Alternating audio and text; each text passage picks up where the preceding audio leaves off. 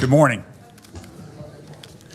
I know that Commissioner McDaniel is on her way. I know that Commissioner Potter is not likely to be here, but we are expecting certainly our other two commissioners here shortly, I think.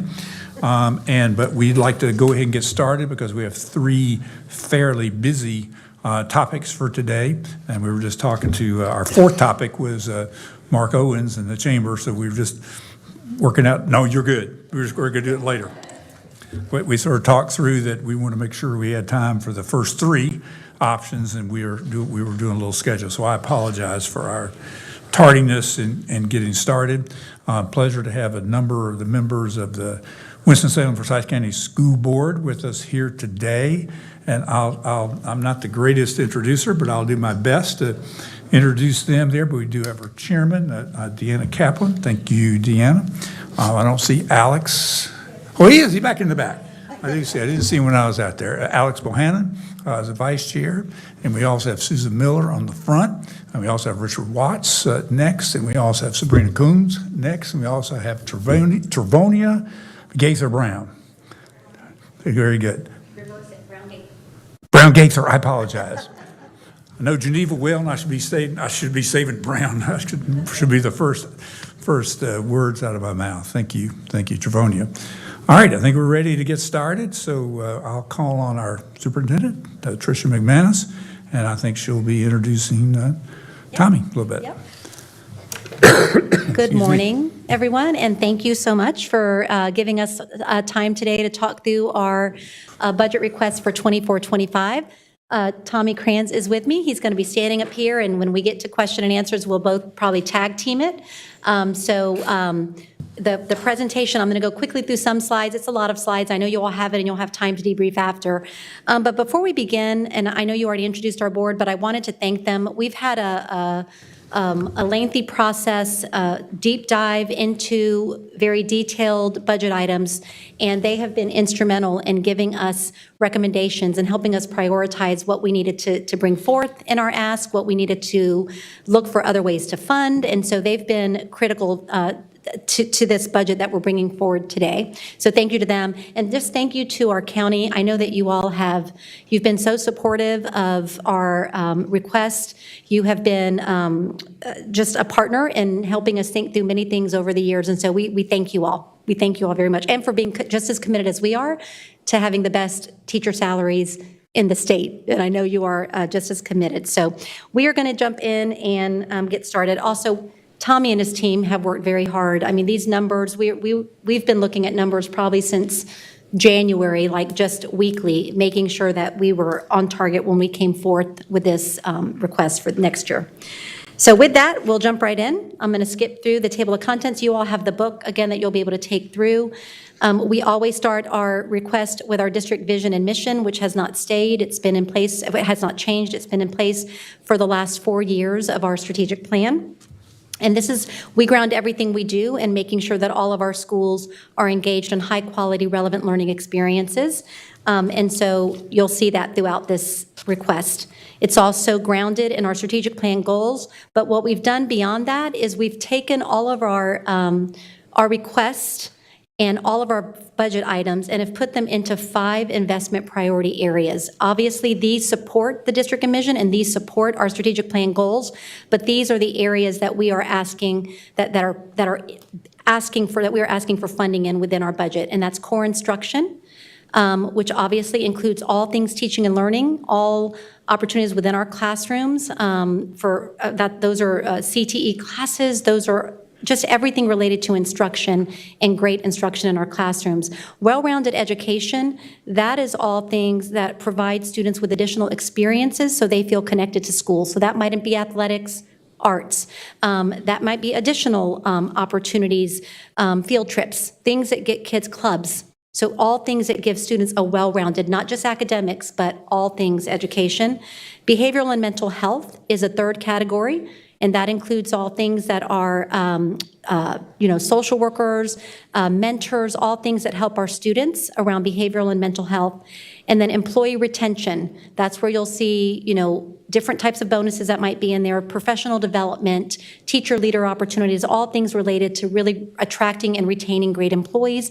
And last but not least, efficient operations, and that is related to our buildings, related to technology, and so all of our investments are related to these priority areas. And the next part of the book will just be the letter that kind of outlines those areas. I'm not going to spend time on that because you'll be able to read that. So, started this year just like last year with some student data, just so you can see where we are with student enrollment and other pieces of information. Also some achievement data, and I'll explain all of that as we go through these slides.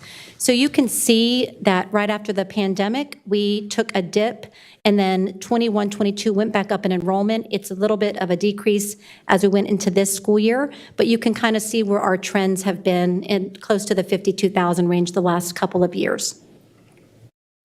Here are the demographics of our student. This is the racial makeup of our student body. And so you can see over time from 2015-16 to now what the racial makeup looks like for us. Here are students that are being served through exceptional education programs or services. They're receiving services through an IEP. And so you can just see over time those numbers have increased, I think, by about 800 students for all those years, almost a 10-year span. And then also students being served through multilingual learner services. This one is a large increase of about 3,000, close to 3,000 students who are being served now through multilingual learner services.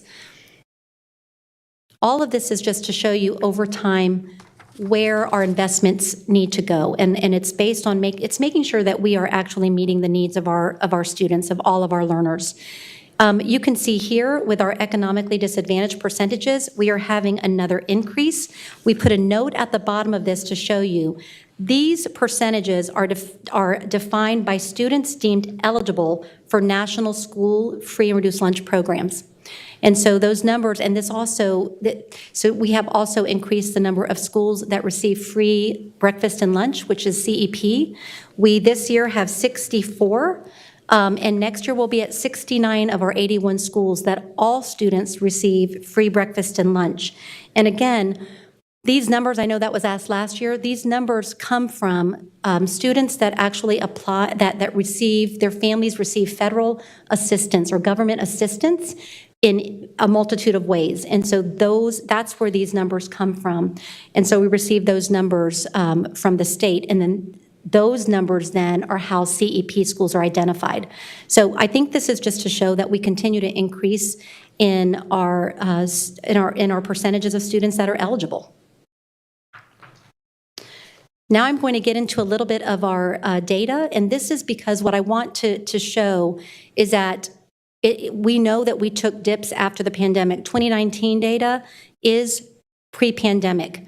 2021 is post-pandemic. 2020, there was no data. There were no assessments given.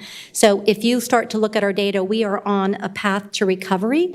And if you look at that, you can see in the last column, we had 5% and 6% average gains in most areas. We have a couple of areas that are flat in English and math, and those we have very specific plans to improve those.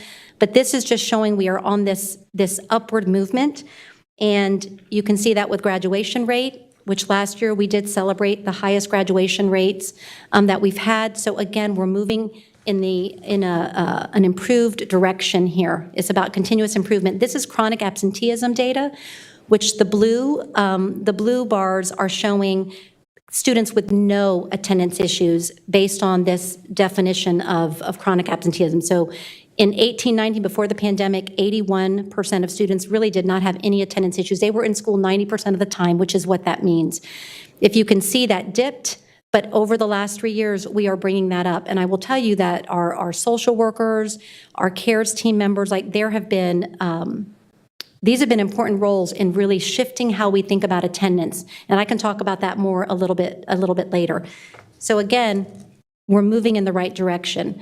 These next slides, and you can take them with you and analyze them, but there's a reason for these. This was a study out of Harvard and Stanford universities that was released a few months ago, and what it shows is that our school district, this is a national average right here, a national comparison. We took a big dip post-pandemic, so we decreased a lot in our data post-pandemic. But what this is showing is that compared to other districts across the country, we are recovering faster than many. And if you look at and this is in math, and if you look then at across in North Carolina, we are also recovering faster than many of the districts in North Carolina.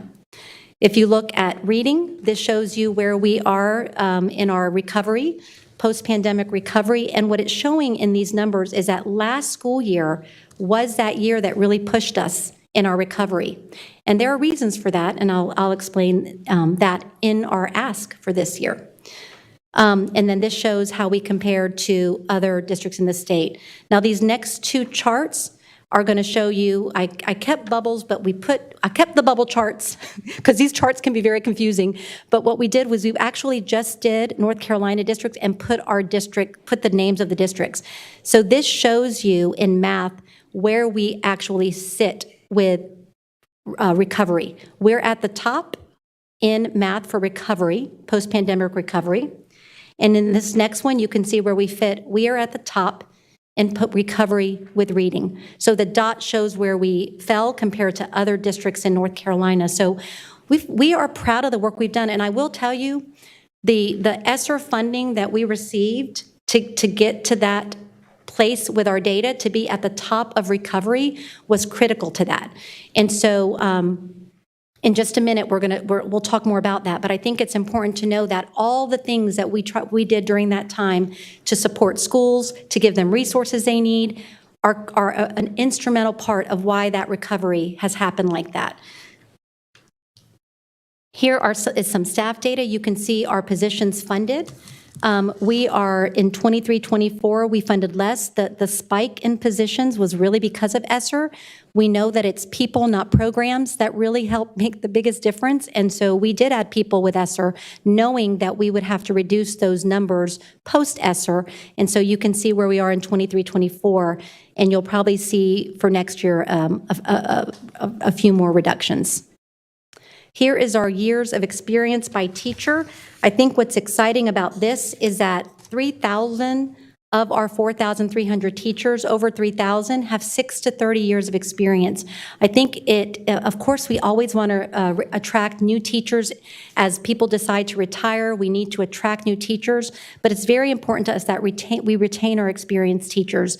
That experience is critical. And so I think this is very promising that we have 3,000 of our 4,000 teachers with 6 to 30 years of experience, and you can see where they fall in each of those categories.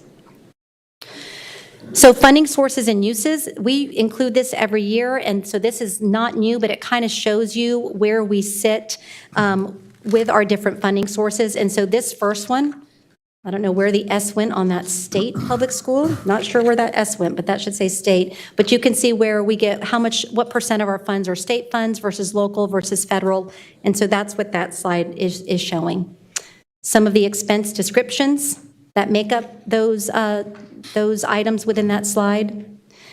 And then you can see this. These were and these are all based on 2023, which are what we actually spent. That's the last year we know our actual dollars spent, and so that's what this slide shows you. These are all three funding sources together. You can see what we spend on salaries, charter schools, capital outlay, supplies, materials, purchase services, and benefits. This one then shows your state funds and how much are spent through the state. Again, I'm not going to spend a ton of time on this. You can read these things later. And this one shows federal funds. This does not include ESSER.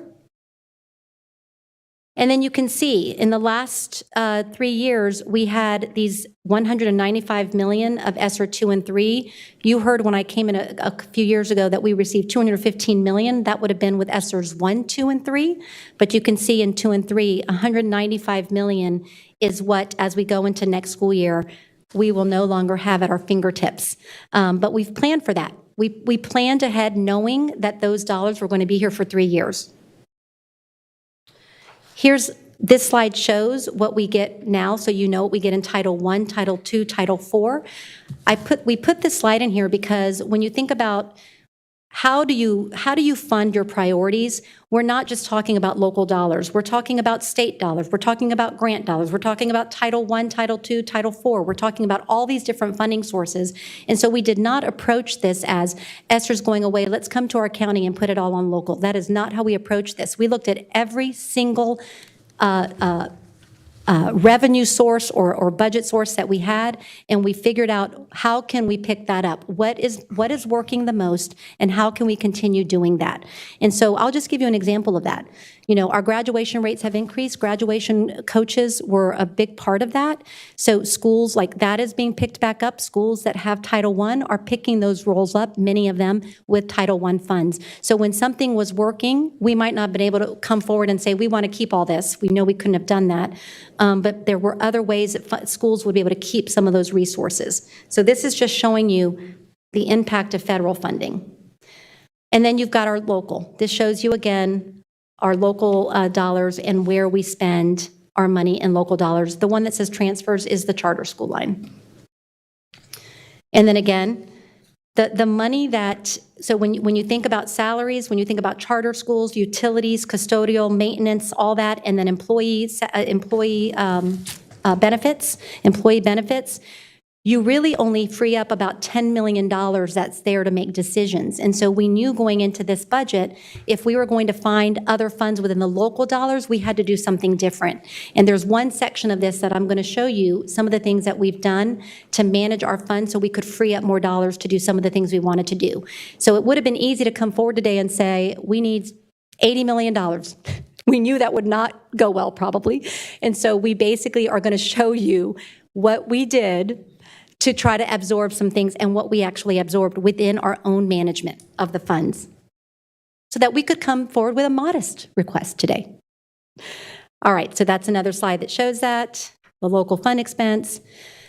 This is just showing you how many grants and how many millions of dollars we have in grants. We are continuously writing grants to try to continue to support initiatives, efforts, teaching and learning in our schools. And so right now we have 124 competitive grants that we are still open. These are grants that we might have received 2 years ago, but they're still like in their third year, and that includes like Wallace Foundation, or it might be TSLIP. But we have a grants team that honestly does incredible work. And just this year alone, we have 17 new grants for $1.3 million. So we consider that, an important part of what we're doing is just continuously try to find funds to support the work we're doing. So now to share very quickly with you what our priorities, so you can see a little bit more detail about our investment priorities. So if you look at those 5 areas we talked about earlier, core instruction, well-rounded, behavioral mental health, employee retention, and efficient operations, this shows you what we spend in those categories. And so some of the larger expenses, like when you think of core instruction, teacher salaries that are on local dollars are in that line item. So when you think about why is that line more than the others, it's because people that support different parts, teachers also support well-rounded, teachers also support behavioral and mental health, but really we put their salaries that are paid on local in the core instruction line item. But this is just to show you where we're spending our funds. Well-rounded education, or in our request to you, how much is being spent on each category. The well-rounded and behavioral health, I think those go together, because when you think about students being connected to school, having a sense of belonging, wanting to come, how we improve the attendance results, how we improve our academic outcomes, those two things go together, because well-rounded is the extracurriculars, the arts, the clubs, the field trips, all those exciting opportunities that get me connected to school.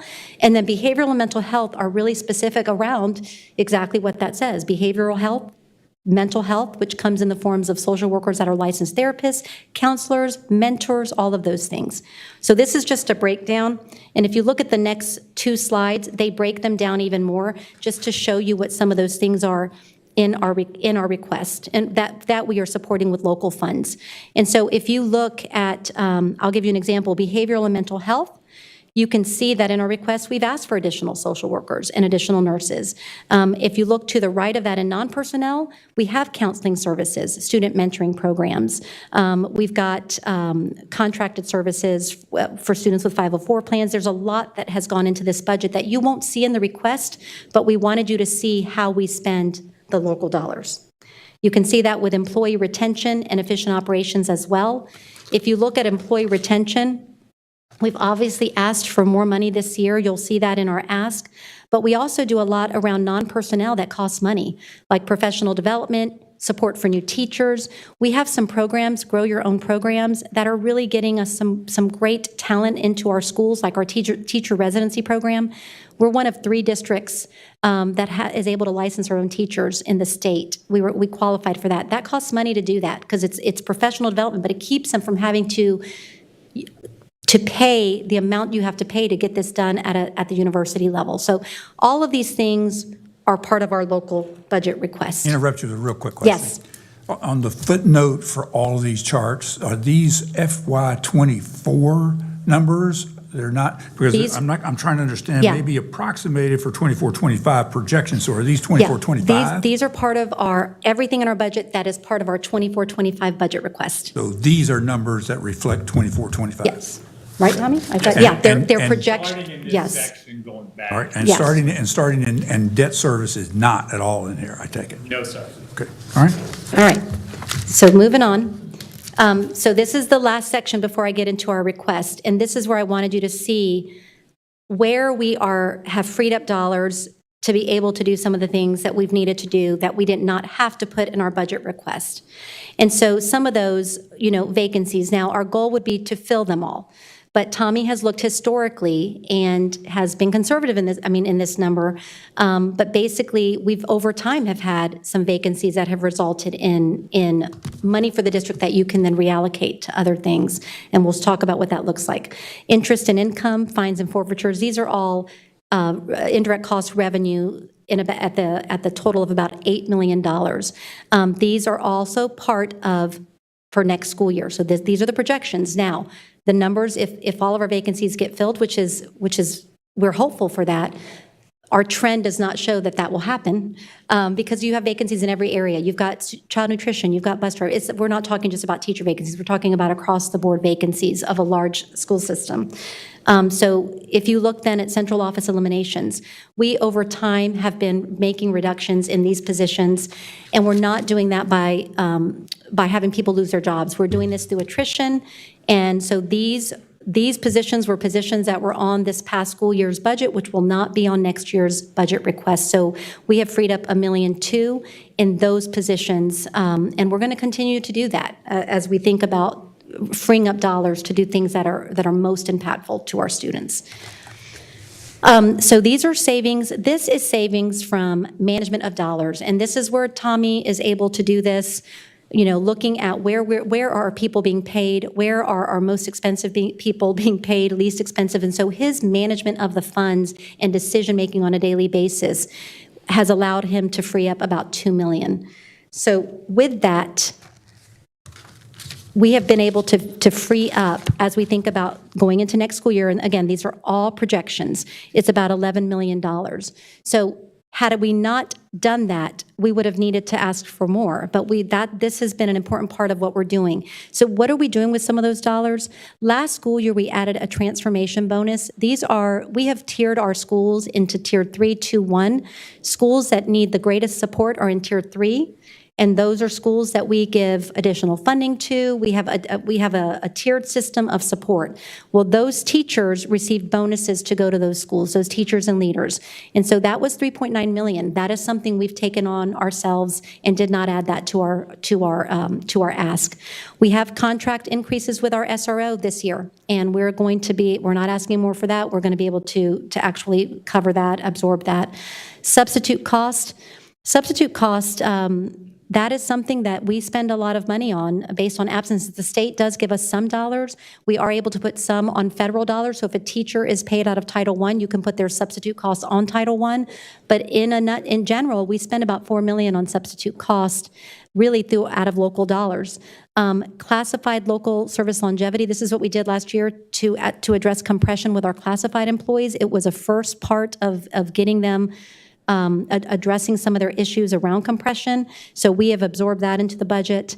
A couple things that we did last year with ESSER that we felt were really important to continue, and we didn't want to just end them, were front office parent liaisons that are bilingual. This is important to us. If you saw the percentage of students that are receiving multilingual services, their families need to be able to communicate with our schools. And so we felt the need to continue that, even without ESSER. So you can see that there. We have student mentors and cares team that we've kept in the budget. These student mentors are assigned to students at really our middle and high schools, and they are assigned to students that need additional support and just a regular adult to check in with. This is a prevention strategy as part of the work of our code. It's a prevention strategy. And so that we felt was important. The CARES team have done work where they go out into the community. They work very closely with school social workers and other school staff. They work very closely with our area superintendents. I see them everywhere. Everywhere I go, I see them out in the community trying to get kids where they need to be, trying to make sure that our kids have access. And so that's another 1.2 we've absorbed. And then we are going to expand middle school sports, because when you think about well-rounded, we want to have more options. And so next year, we'll be kicking off flag football at middle school. And so that's about 40,000, and we want to have that. That's been absorbed. So these are things that we have figured out, how are we going to sustain that over time next year and beyond. And so we didn't put 11 million more in our request to you, because we figured out a way to do that internally. And so now to get to our request to you. Here's our request, and then we'll open up. Tommy and I will both be here to answer questions. So these are things that are in the request that we feel are very important. They're connected to our investment priorities, but we could not, based on our management, actually add these in as well. And so this is why we bring these requests to you today. This first page, if you see the top number, that's what we received last school year. That's what we're starting with, 163,996,529. And so this first item is, if the state does give the 4% raise, this is how much it would cost for those paid on local dollars. So that would be about a 2.4 million expense, and that does include benefits. It's that 295,000. If those go up more, that might need to be more. If the raise is less, then that number could be less. So it just really depends on what the state decides there. But we put it at 4%, and so that's $2.4 million request. The next page. So again, these are broken up into our investment priorities. Employee retention is a big priority. We want to have our teachers paid in our school district at the top of all in the state. And we would love the state to take that on, obviously, but in the absence of that, we know that we rely on support from you all, and any way that we can free up dollars to do more for our employees. And so what you see in this area is you see teacher supplements. For our teachers to be at the top, and that means we're competing with Wake and Charlotte, just to let you know who we would be competing the most with. We need to get them to about a $2,000 more supplement. Right now, we are 7th in the supplement at the state compared to all districts in the state. And so we've got money that our board last week, approved to take what we have left in Article 46 right now, which is about 4.6 in the reserve in Article 46 that's sitting in our reserve. Our board did approve to give that to employees. We know that when we give that out to employees for next school year, that will be about $800 to $1,000 increase in their supplement. So we know also after next year, we would need to absorb that and continue it every year, or it would be fluctuate. They'd get that for 1 year and not. So Tommy, that will be part of our future when we free up dollars, when we figure out savings. We're going to have to continue that on our end. What we're asking here for you all, we know that sales tax is not necessarily increasing. So this would be the county, if this approval happens, it would be you all contributing another $5 million. And that would take us up in the top 3, tied in the top 3 with supplements. So that would be that. Classified, we want to give our classified employees, again, we want to keep taking them up. If the 4% raises pass, classified will get 4%, plus we want to give them another 2%. We keep, wherever we can, just trying to keep moving classified salaries higher, in addition to continuing the local longevity that we already have accounted for. And so that would be about a $500,000 just for 2% additional pay. for those on local dollars. And then the master degree supplement, this is something that went away, and our teachers have been asking, could we bring this back? And these are not just any master's degree. These are master's degree that are connected to the work that they are doing. And so that is about $1 million. So that employee retention is that first block. Core instruction and mental health. We want to continue our work. We hired actually 30 more social workers through ESSER, and that has been very helpful. When you look at those attendance numbers that are the chronic absenteeism is starting to decrease, kids with no absentee issues is starting to increase. Our social workers have been doing so much around attendance.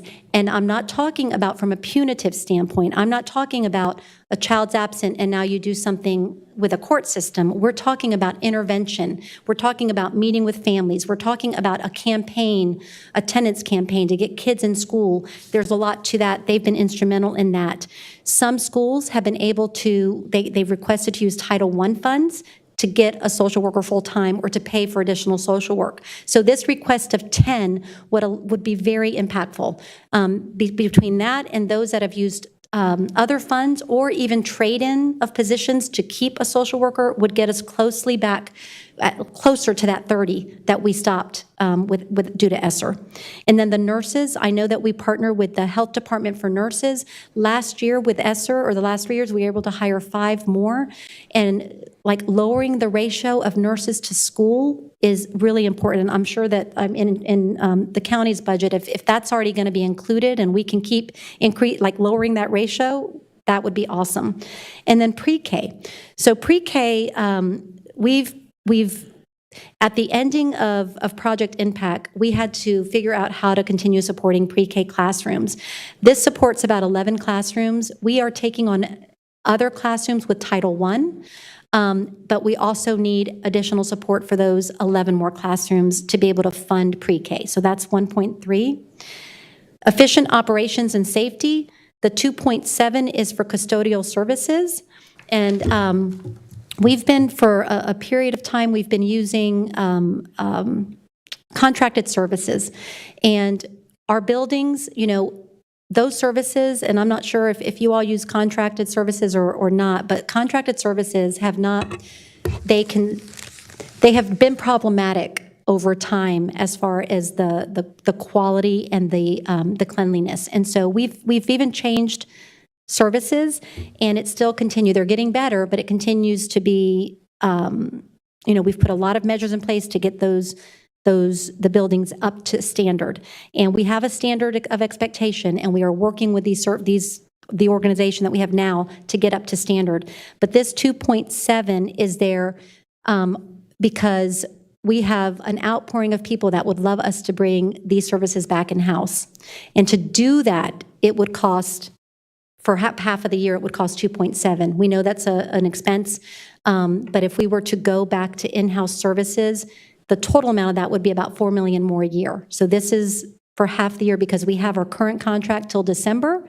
As we continue to analyze, that amount gives us the opportunity that if we did want to bring it, and the feedback is coming honestly mostly from school staff, mostly from honestly mostly from school staff that are saying that we really want to take this on so that our buildings can be up to par, and they believe that the internal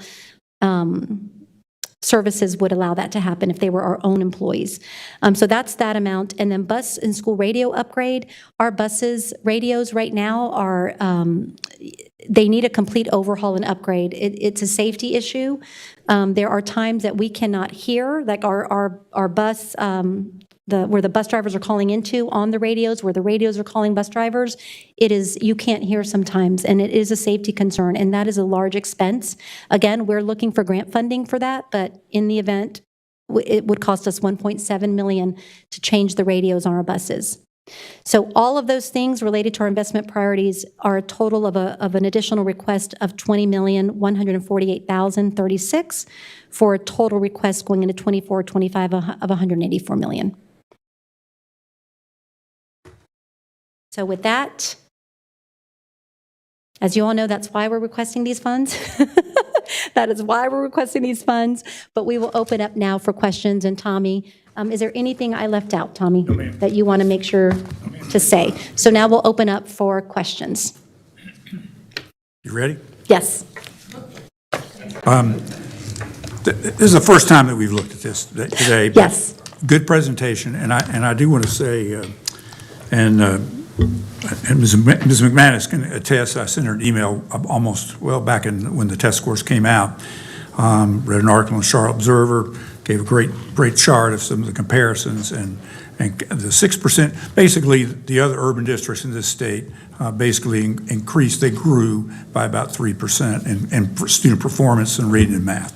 And Winston Forsyth was twice that, which is really great. And I certainly, and Thank you. compliment you on that.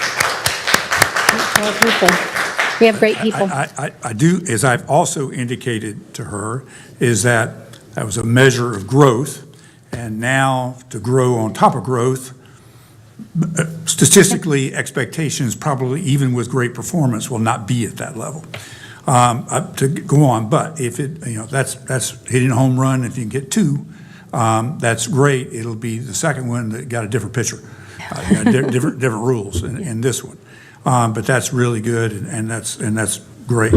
All right, so a lot of good things and a lot of good data. I appreciate the format. I couldn't digest it quite as fast as you talk, but I pretty much got it. I pretty much got it, and a lot of good pieces to that, and I really liked it was a clean presentation. In terms of these expense items, I do have a couple of questions, and Okay. I suspect others will want to join in. And while they're thinking more, I want to go on a couple of these things. I do think state pay is going to be at least 4.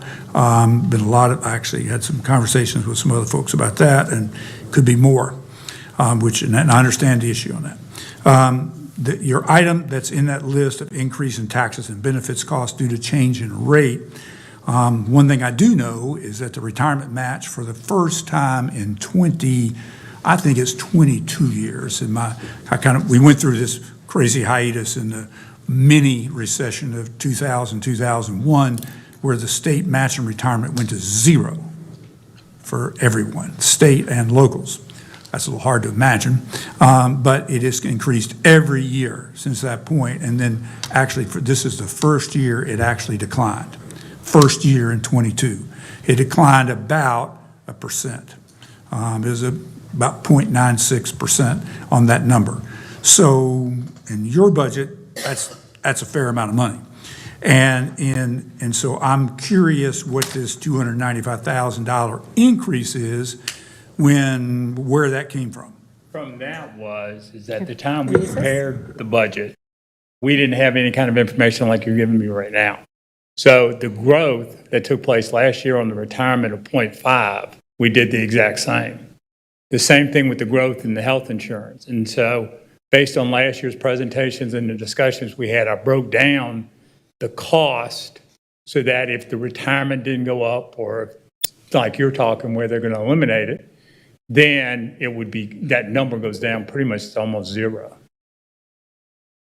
Say that last sentence Okay, again. I broke it down into 2 pieces. So you have the top You being took the health insurance 2.1, increases, which there were some increases that I recall. and I haven't seen anything on Or my at least side. proposed. But that, on both the retirement and health insurance, it assumed it had the same growth this year for next year as we had last year for this year's impact. Good. Well, knowing and just and I think my colleagues here on the commission know that I just spent 2 months in Mount Airy kind of shepherding some issues Right. with their budget.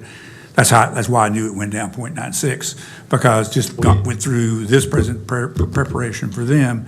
And I probably think that number needs to be updated. In your big request, it's a fairly small amount, but I think that clearly the 0.96 has been out there. Right, so reduction. Well, yeah. we hadn't seen it, but it'll drop our number.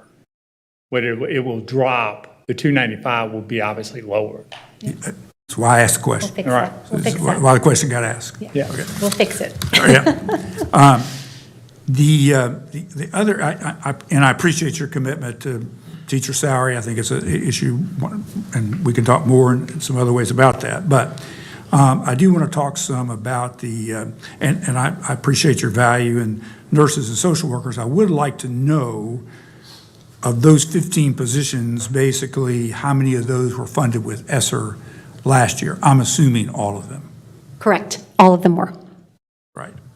The computer refresh, everybody in this room knows that you got to replace your technology, and when you wait forever, you have huge costs, and school districts typically get out of sync, and you end up with a lot of things wearing out at the same time, instead of a reasoned, steady approach of basically, here's a refresh cycle.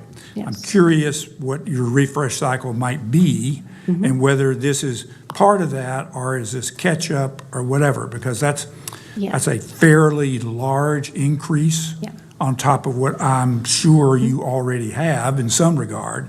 So it would be helpful, don't need it today. But it would be helpful to see what your refresh cycle is. Absolutely. Total. And what's built into your refresh cycle.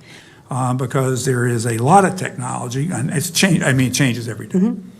Some of it's getting cheaper, some of it's getting this, that, and the other, and it'd be nice to see what that is, because the assumption, some things, if you're teaching and you're in the, and you're the CTE business arena and whatever, you got everything top drawer. That when you're doing a lot of other kind of things, you can be like most of us at home, we can deal with some older technology for a while, but you can't let it go forever. But so essentially, their needs are different, depending on what you're using the technology for. And I'd love to see a little more detail on that, because that's a big increase. Absolutely. We will send you. So this is part of our refresh. We used ESSER the last 3 years, and this is then the refresh cycle. So it's not new. Well, it is going to be new because it's refresh, but it's for both student Chromebooks and we have a complete plan for when we would update those, from when kids would get them, at what grade level, to when they would get a new one, at what grade level. There's an entire plan. We can send you all that plan.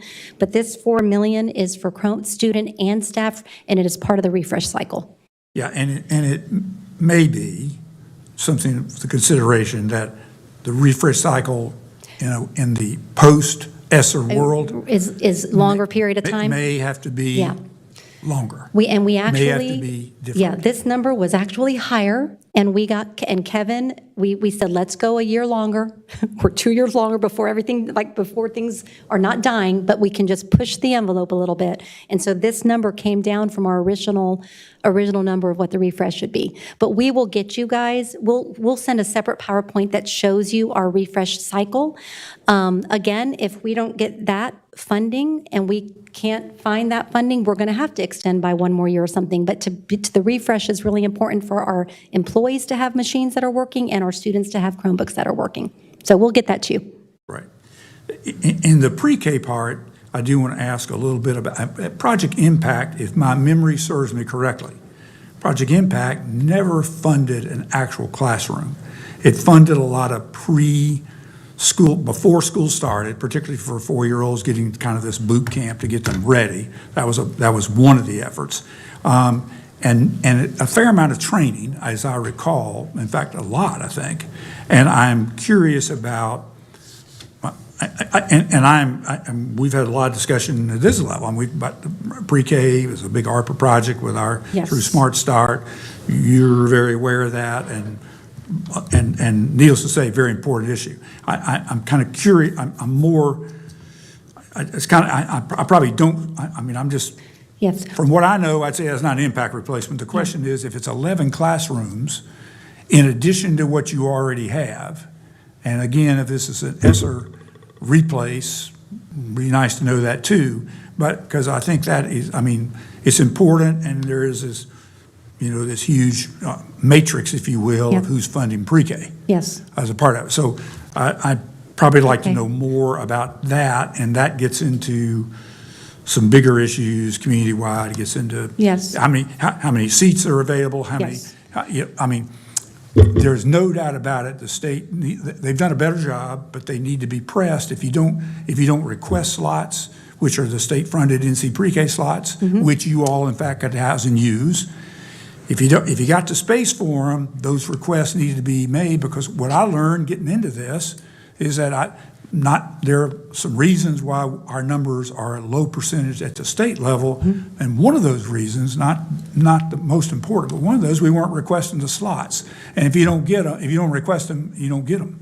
So as a result, we've gotten into this big hole. Yeah. And I think that DHHS in North Carolina needs to be pushed. Yeah, And they I need to be agree. pushed on that. And if you've got that many slots available, say 15 times 11, then there needs to be NC pre-K requests that are pushing them. You won't get all those, but that envelope needs to be pushed. If the requests are there, there's a real argument for why the state has taken first come, first served and allows Guilford to have 60% of their eligible kids, and we have 30. Yeah.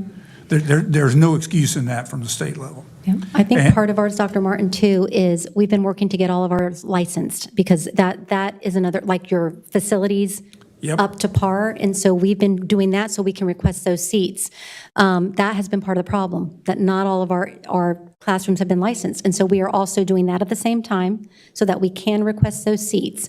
And I think something that would be helpful, and tell me if I'm wrong, but would be to show you all, like, over time, how we've been funding pre-K. We have that data. Like what's coming out of NC pre-K, what's coming out of Title I, what did come out of ESSER. This is a replacement for that. And so what's coming Thought it out might of be. what? So I think we will show you a history. What are we getting? How many seats do we have open? We've increased our seats, our enrollment in pre-K, but we do still have some open seats. But that 11 are current classrooms. These are not additional classrooms. We are, again, Project Impact was funding classrooms. So it was fun. So when that ended, so I want to show you, let me send you all a chart that very clearly outlines who's been funding what for the last, we'll go the last, 5 to 7 years? Would that be helpful? Yeah, if you got, that's Okay, good. okay. And that'd be, in fact, from a sort of a forum for that, Mm-hmm. I doubt that everybody is interested in all that background, but if we could do that so that we had sort of this Yes, optional absolutely. opportunity to learn that Okay. would be great. Okay. That's helpful. And that leads us to talking about custodial services. Now, I recall in last year's request, there was a similar number like this, and I do want to clarify that obviously when we're done and say, well, this is what we have put in our budget, it's up to you all to figure out how to use it. We're not line iteming your issues, but you have, just like in the refresh cycles, those are your, you got to make the hard choices on Yes. that. But the question on the custodial service, I remember there was a number Mm-hmm. that was provided last year, and so I don't know if you spent some of that money, you spent money last year on that or not. I know you requested it. Mm-hmm. I don't know whether you spent it. We did. That was the contract increase last year. So there was a contract increase. We started with a new company to increase standards, to staff it, to get all the equipment. There was an increase on last year's budget. And that was through our contracted services. I remember that request, and it was, yes. So now on top of that, which was, my memory on that was in the 2 million plus Mm-hmm. range. So if I heard you correctly, we're talking about an annualized over nearly $5.5 million increase over top of the $2 million increase you had last year, plus that you're looking at to bring this in-house. And I think, I guess one thing I did learn in my little time in Mount Airy is that there's a lot more state money that's actually in custodial earmark. It's not a schedule, it's a lump sum. There's a lot more than a few things have changed in 11 years, and that's one of them. And there's a pretty good hunk of state dollars, which, to the extent that's covering your needs, that some of the big, $15 an hour minimum threshold got into some state funds. What it does not do is address your compression issues when you started it. It does not do that. And seriously, I mean, Mount Airy's they're making increments like they had an increment of $6 a month. Picture that now. But they at least said you're not making the same amount. I mean, they did better. They're working on the same challenge. But I was a little surprised how many custodians of their custodians were state funded. That was a surprise. And I'd be interested in knowing what those kind of numbers look like for you all in terms of state funds earmarked for Okay. custodial services, which if you use a lot of money, reduce the number of people. No, so if you've already addressed some compression issues in that area, then you have eaten up an allotment that were state dollars, which creates another problem. And probably the big issue, very familiar with custodial work, seriously. And what drove the district in that direction was exactly the retirement matching. Yes. When you get retirement matching up in the 20% plus, when you're playing, you have to pay that to everybody. I mean, that's an incredible cost. So obviously, the problem in custodial services generally is finding the people to do the work. Custodial contract services are challenged with finding the people. And we all know we have trouble finding people. Right. Everybody has trouble finding people. So I am real curious why you think that bringing this in-house, that you're going to find the people that the custodial services people cannot find. Yep. I will say that finding people for all positions can be a challenge. But I will say that we have been working to hire, we keep trying to bring more schools in-house. I will tell you, over time, the cleanliness of facilities had deteriorated. I will tell you, over time, and this is not to criticize the contracted services, but schools that have had in-house services, we have the data to show their buildings are cleaner. I mean, just raw data.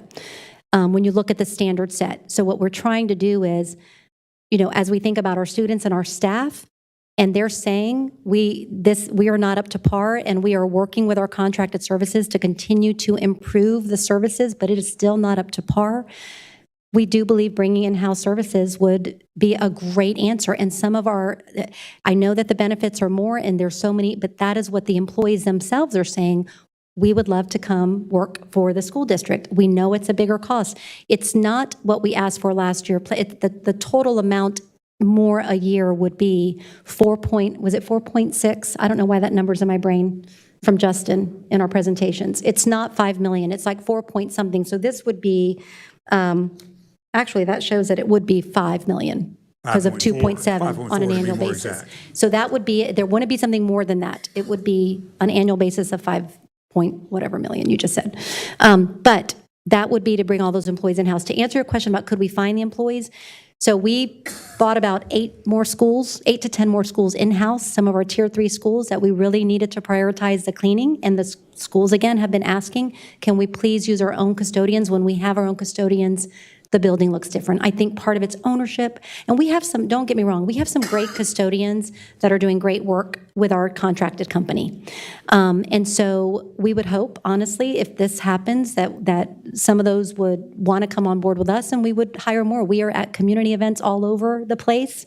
And there are folks that we have hiring fairs all over the place, and we have a lot of people show up to them. So I think, again, we wouldn't do this all at one time. We have a plan. If this is the direction we end up going that our Board of Education wants us to go, we've got a plan for doing it in phases, because to say we're going to take 15 schools at once, hire everybody, and make that transition would not be the smartest thing to do. But our team, Youssef and our custodial operations team, has a plan for how we could make this work. It is something in the big picture we want to do. So again, this would allow us to do that for half of a year this year, and then we need to figure out the sustainability. So, yep. Trying to put in perspective, Yep, absolutely. an item that has a 20% built-in cost without With doing benefits. a thing. Yes. And I guess I also, I do understand if you've had a new company and I take it in 6 months, they haven't gotten the job done, and I felt, because I'm assuming you've only worked with them 6 months, you've got a contract with them. Are they doing all your contract service schools? Yes. It's been a year. It's been about a year and a half that we've been together. So You increased the cost last year to try to get them to do better, and they apparently have not. yeah, the increased cost was when we did the increased cost to start with a new company, because there were increased costs, salaries, benefits, supplies, materials, they were increased costs. So that was an increase to go with this contractor. So that was, I mean, yeah, there were increased costs to go with the contractor. So last year, was it, or no, I'm sorry, has this been the first full year of SSC? Yes, ma'am. I'm sorry, this has been the full year of SSC's work. No, it can't be. It was last year. I'm sorry. I cannot even, honestly, I feel like we've had them for a year and a half. Last year's increase was to support the increased cost.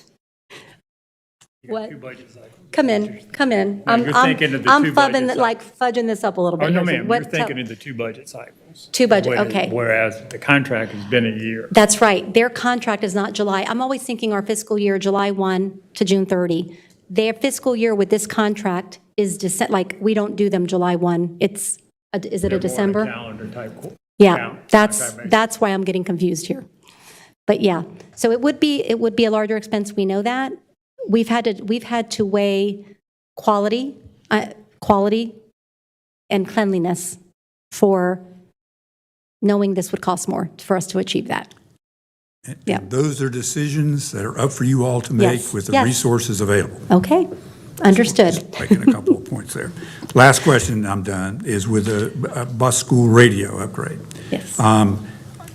If you can't hear people, obviously, it usually has to do with signals, and usually has to do with low points on routes. That's everything, all those kind of things. Where our school buses go are a lot of some tough reception areas. And I'm just curious what your solution is, because radio per se may not do it unless you've got better networks that you can access. I'm curious who has promised that that's going to get fixed? Because I thought you just did a fairly recent upgrade with this program that sort of keeps track of who's on the bus and all that. I'm trying to remember I don't know the name of the vendor that does that, but they may not do the. Oh, are you part. talking about the app that shows where kids are? Yeah, that's Yeah, not your radio. That's not the communication radio. system No, issue. Separate. this is strictly that the radios, it's not, this strictly, and this came out of Jonathan, our security and safety team's request. This is not about like connectivity, reception. This is truly about the caliber of the radios, that they are not working properly. It's not about reception because you're in an area that reception may not be great. This is strictly about the age and functionality of these radios. Okay, all righty. I'm done asking questions, and maybe others now. And we'll can- get a lot of stuff back to you so that you can have even more answers. Other questions? Jump. I've got about 5 or 6 minutes worth, so I'm low guy with the seniority vote. I think, Go ahead. go ahead. That's fine. Okay. All right. Well, first of all, we have not had our budget presentation, so I have no idea. But there's two things I'd like to point out. Public health is our responsibility, and the nurses are our responsibility. Okay. And I think we do a really good job with that.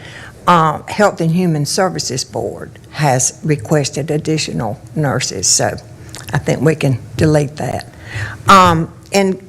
Not today, but could I get a percentage of your budget that is replacement for ESSER dollars? And Yeah. That's all I need to know right now. Absolutely. Thank you. Other questions? Thank you, Dan. I guess you'll bring us on home with this in a proactive way. So first, let me say, thank you for coming to share this information with us so that we can work hand in hand with the school district to make sure that our students get optimal education is guaranteed to them in the state constitution, and also to support the great workers, our educators that, really make this happen. And I do want to recognize the school board members and community for being here to help us think through this, because that's exactly how, I sit up here hoping that we can all think through this together to make sure that Winston-Salem Forsyth County has the best school district in the state and even in this country. I'm just going to, out of the local funds budget request information, sort of highlight a couple of things on the request. And I think, Dr. Martin raised some good questions, but the few things that I want to elevate. One, the pre-K education, and back to Project Impact. Is there any involvement with Project Impact with literacy any longer with the school system? No, the funds, their final funding as they closed have been moved in the direction of literacy. So they've gone to the foundation. Part of them have gone there. The closeout was, I think, about 300,000. It's gone to the Ed Foundation, our education foundation, for teacher grants focused on literacy. The other has gone to our teaching and learning team who are working with community members like Love Literacy and others on a on-grade level reading campaign. So all those funds, the leftover funds will support literacy.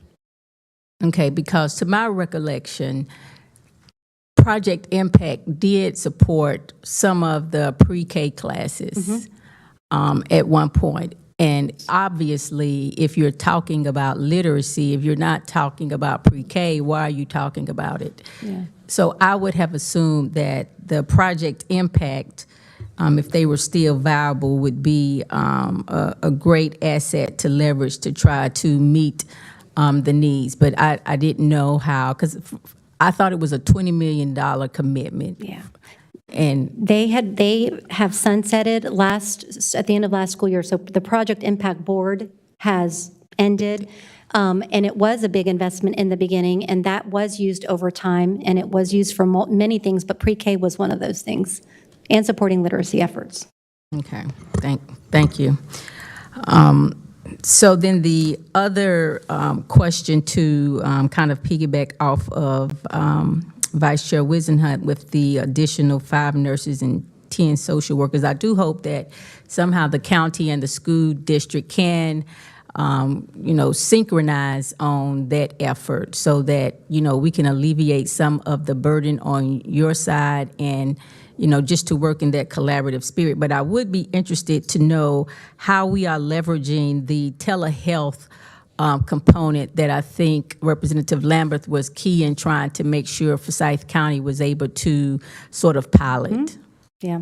We are working with telehealth and I can't remember, I think it's with, it's either with Novon or Atrium, but I will say that our School Health Alliance also is doing telehealth with some of our schools, plus the on-site clinics. So I will get you information about where we are with the telehealth work. I can get you what schools are being serviced through that. But yes, that grant did help us have several schools be able to take advantage of the telehealth. So the grant had a life cycle. It has ended then? I think it was a 1 year. So I'm not sure, actually. I'm going to need to tell you, like when we got those funds, I don't think it was like a continuous. I'm sure it's something we would probably have to find funding for.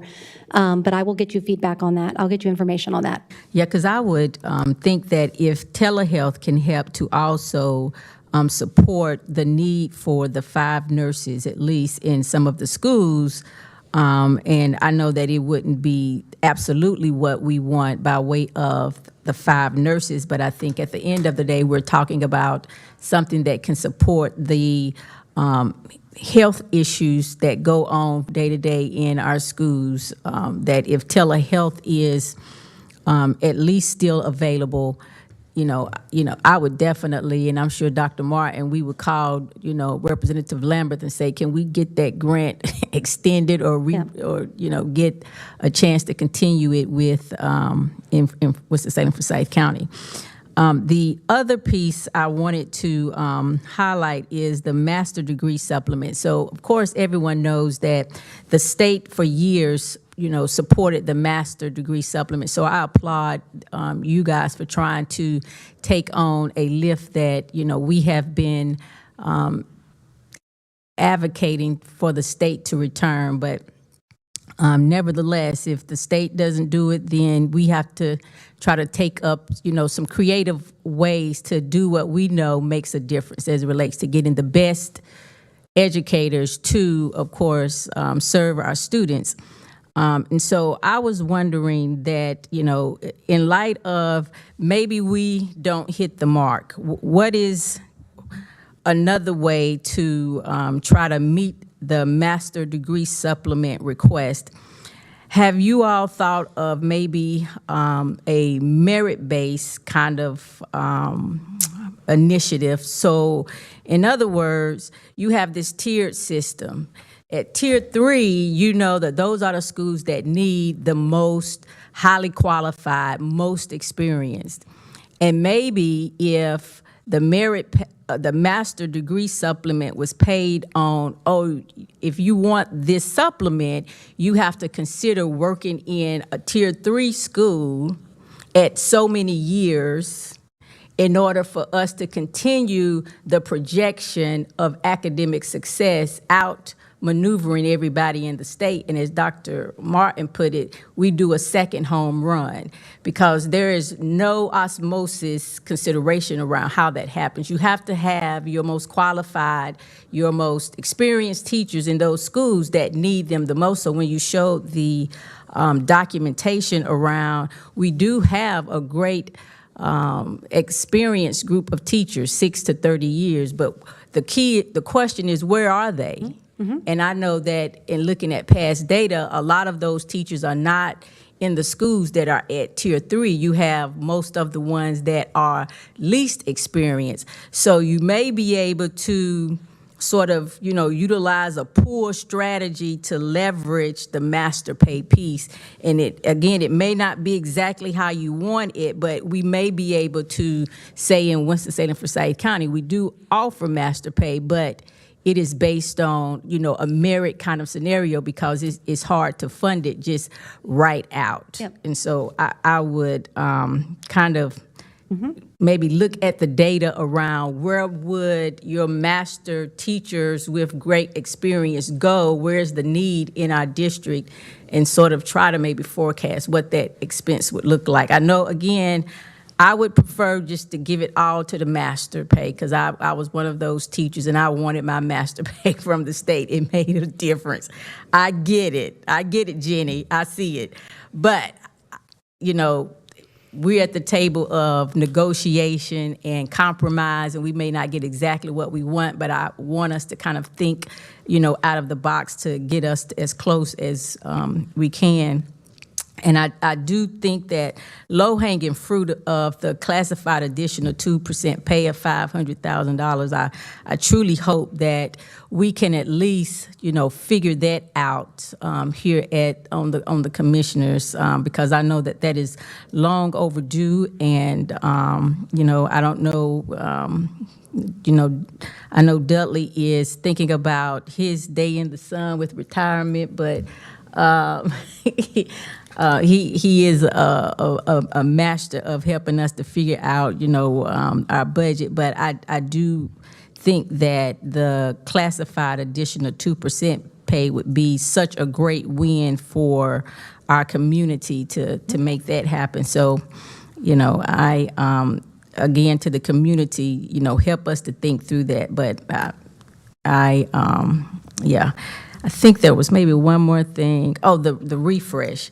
So when I was on the school board, there was a structured cycle for refresh. Yes.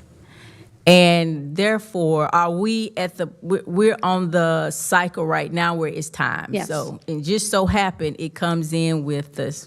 Okay. Yes. All right. Thank you. Yeah. I'm going to send you all that. All right. Thank you. And I do not have the background expertise and the details of educational budget planning that some of my colleagues have. So thank you for breaking out the additional requests in a way that helps me understand what I need to ask to be sure that I understand what you're asking for and why. There are probably 5 of the points that I have either a confirming or a clarifying question on. First, the school bus radio upgrade. If I'm understanding the nature of the request here, that would be one-time money. Is that correct? Yes. The teacher supplement's $5 million.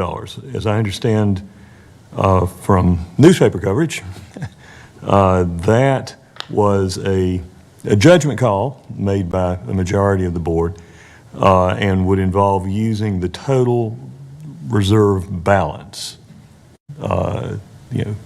Funding that has already come in from the quarter cent sales tax. So that is not what this request is. That is what we are doing but this 5 million is in addition. All right, so you want an extra $5 million in Correct. addition to, okay. Yes. All right, let me correct my note then. And how did you calculate that? We were trying to calculate what it would take to take us from our current supplement to be at the top. And so we looked at the two highest paid supplements in the state, worked for Wake and Charlotte, and we looked at what we pay and what would it take to get there. It would take us about $2,000 more teacher. So we basically took what is in our current Article 46 reserve, and we're going to pay that out, and then we're going to sustain that with our budget over the coming years, and we're asking you all to do the same, to take 5 million, and then that would become something we sustain. So this would have, for future budget cycles, something more than $5 million a year budget, ongoing impact. So 5 million more. So if our budget were to go, say you said out of all this, you want to give us 5 million more a year for so our budget would go from 163, that original budget, every year it would then be plus 5 million more, which would be able to be sustained over time. But Does that make sense? you're not going to start with $5 million in reserves built up. We are doing that ourselves already. So going into next school year already, despite this, we have taken 4.6 million that's sitting in Article 46 reserve, in an account reserved. We are going to go ahead and distribute that to our teachers. That would give them an increased supplement, and that'll be for next year, but we are going to absorb that into our budget with other management of our funds in the future. That will be a 5 million, 4.6 reoccurring cost for us as a school system, but that would give our teachers an increased supplement of between $800 to $1,000. So if that's 4.6, and what you would need to double that would be 4.6, is that correct? I guess, give or take. It depends if the salary increases. It depends on other things. We rounded up to 5 million because there are other factors that could increase that. Is that No, you're correct? exactly right. I mean, So it's a roundup. I do not understand with the pre-K education, whether you're talking about staff that is currently there, Yes. that is funded through ESSER.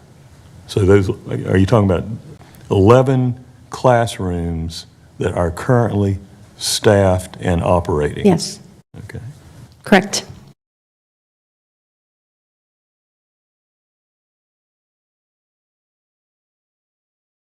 And just to confirm, with the 5 nurses and 10 social workers, are you talking about existing staff that is presently funded through ESSER? Correct.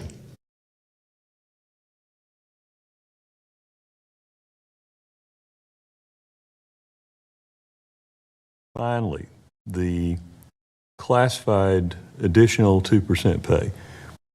As I understand what you did last year, you were able to find within your budget funds for some additional classified staff supplemental pay. Correct.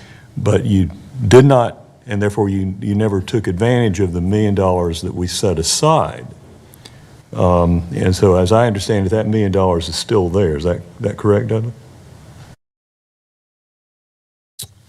It was in our budget. I mean, that was operational money. It wasn't one time. Since they did not use it, we did not include that automatically in a base budget. Is that correct, Kyle? It's not part of their 1/12 allocation, actually, so it will, we withheld that $1 million. It's in a budget reserve, and so we were waiting for the school board to come back with a plan on how it was going to be. But it is not in, Right. is not in the base budget right now. But it's in a reserve. It's there.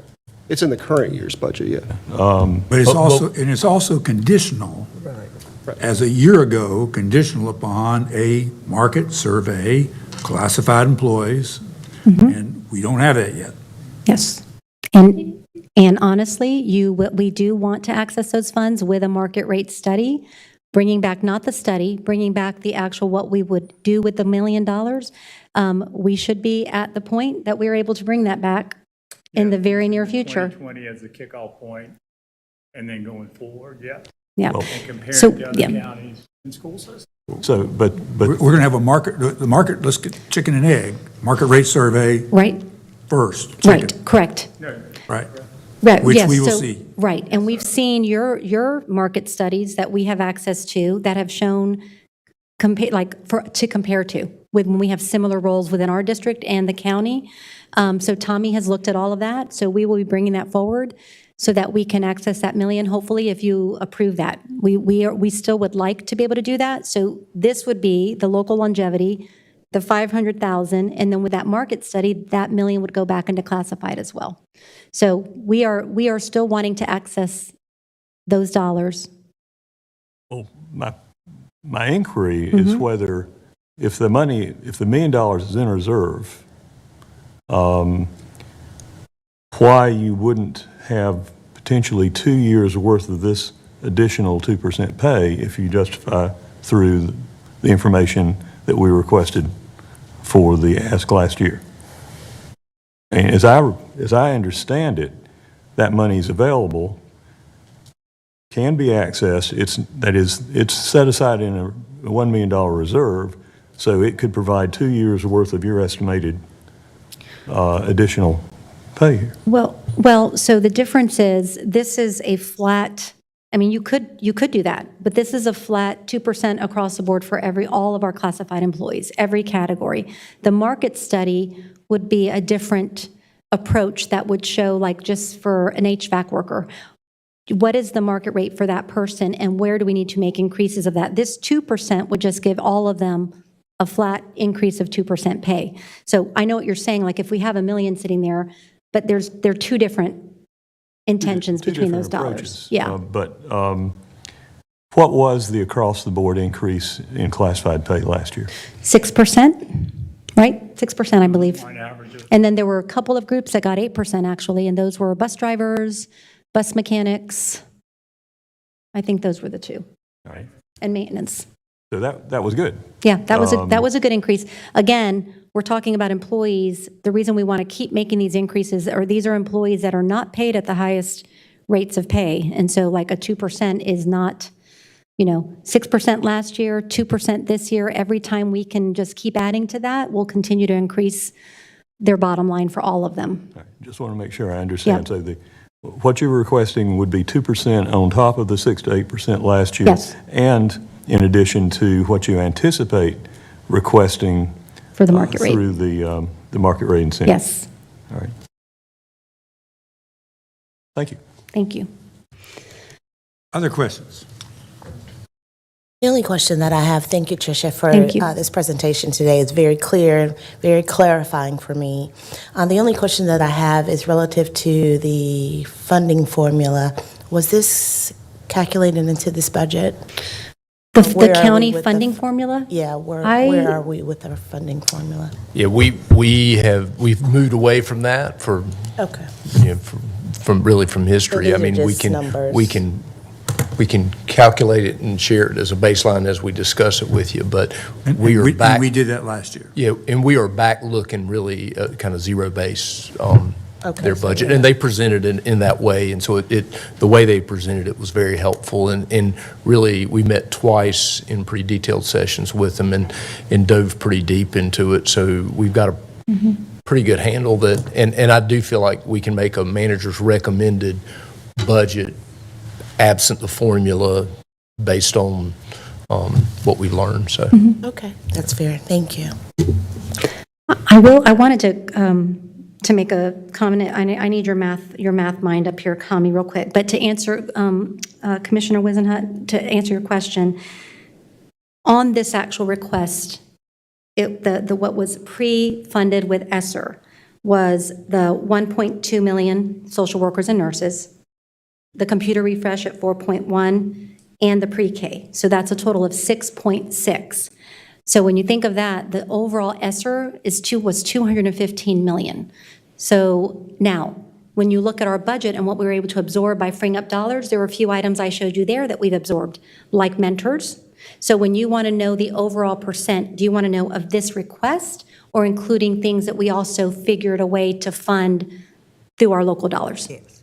Okay, all right, so, and I will say, because 6.6%, I mean, 6.6 million of 215, what is that, just without the other items?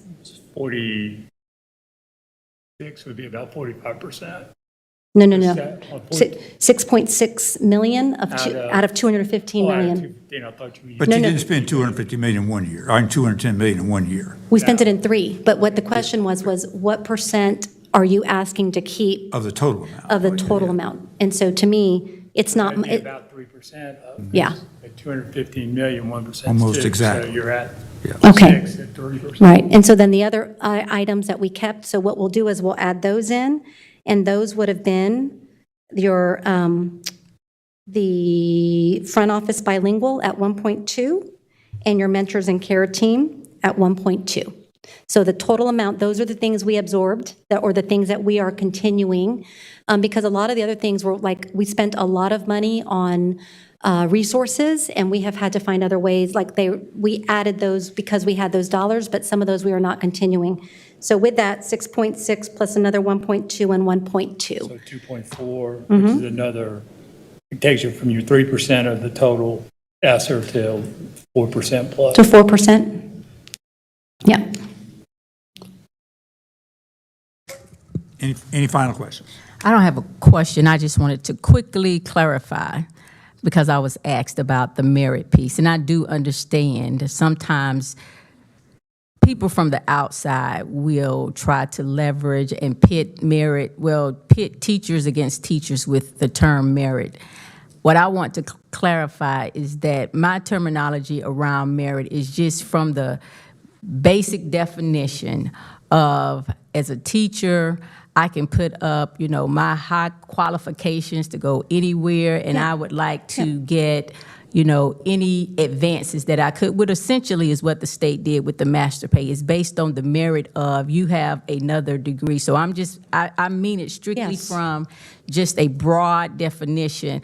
I think working with the Forsyth County Association of Educators will be a great way to maybe think through, how to pull educators to some of the schools that need teachers that, have master qualification, years of experience, et cetera, however you guys would like to justify that. So I just wanted to clarify so that people don't try to utilize that to pit us against one another. Yeah, no, and I totally understood. We always think of ways to incentivize your Better high-quality term, teachers incentivize. to go to your schools where they are really needed. And all schools need great teachers, but we have our Tier 3 and Tier 2 schools that need the very best. So you're just trying to say, if you can't do everyone, can you incentivize at least those going to Tier 2 and 3 schools or Tier 3 schools? I totally understood that, and that's a great alternative if we can't do the full, everyone. Yeah. Thank you.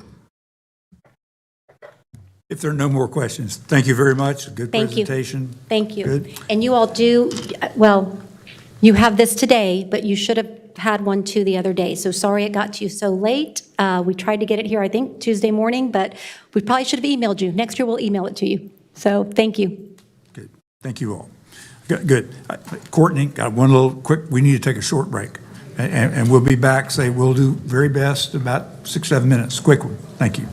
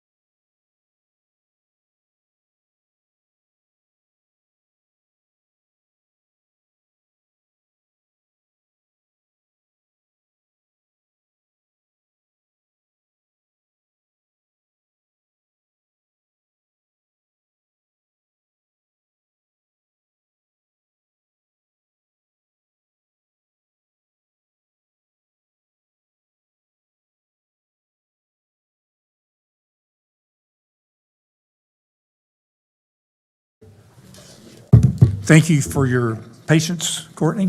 I'm sure hopefully you were able to get a little some other work done.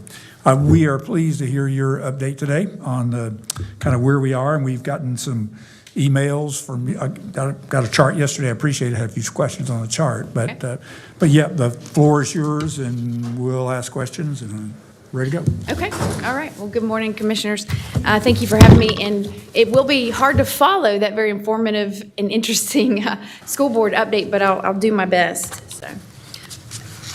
Let's see. Going blank.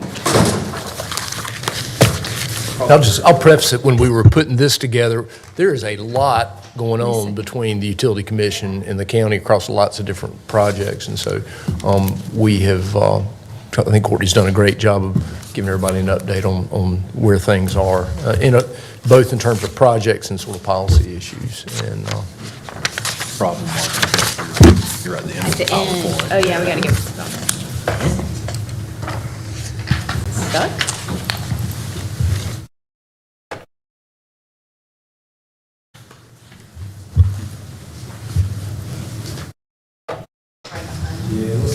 Yeah.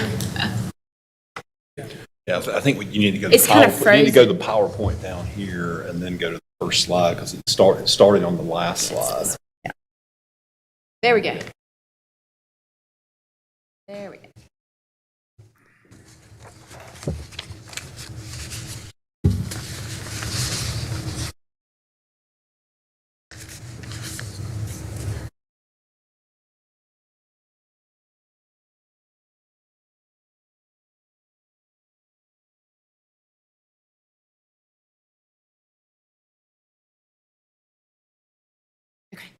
Yeah, there we go. Okay. Yes, as Dudley mentioned, there is a lot going on, so I'll do my best to get through and answer any questions that you may have. I'm going to start with a couple of capital projects updates for that we're doing for the county. The Tanglewood Business Park sewer extension, a study was performed on how to best serve the new business park or proposed business park and Southwest Forsyth Little League complex. The total estimated cost of this project is $2.7 million. Broken down, it's about $400,000 for engineering services and then $2.3 million for construction. The utilities contribution is estimated to be at $250,000 per our oversized main policy, which I'll get into a little bit later when I show the map. A request for qualification was advertised for engineering services in February, and Stantec was selected as the design engineer. Approval of an engineering agreement is on the agenda for Monday's Utility Commission meeting, and it's $196,000 for design, bidding, permitting, and bidding services. Again, I mentioned earlier $400,000 for total engineering services, so we'll have to bring another item back at some point for construction administration and inspection. So next step, start design of the proposed outfall. And here is a map that shows the impacted area for the new sewer extension. And you can see, I don't know if my pointer will show up for you guys, but we're coming out, the lift station's down here. There's already some sewer extended that's showing up in green right here. So we'll extend that a little bit further with an 8-inch line. That's the orange hash line. And then we will extend it this way. Can y'all see that when I point? Okay, you can.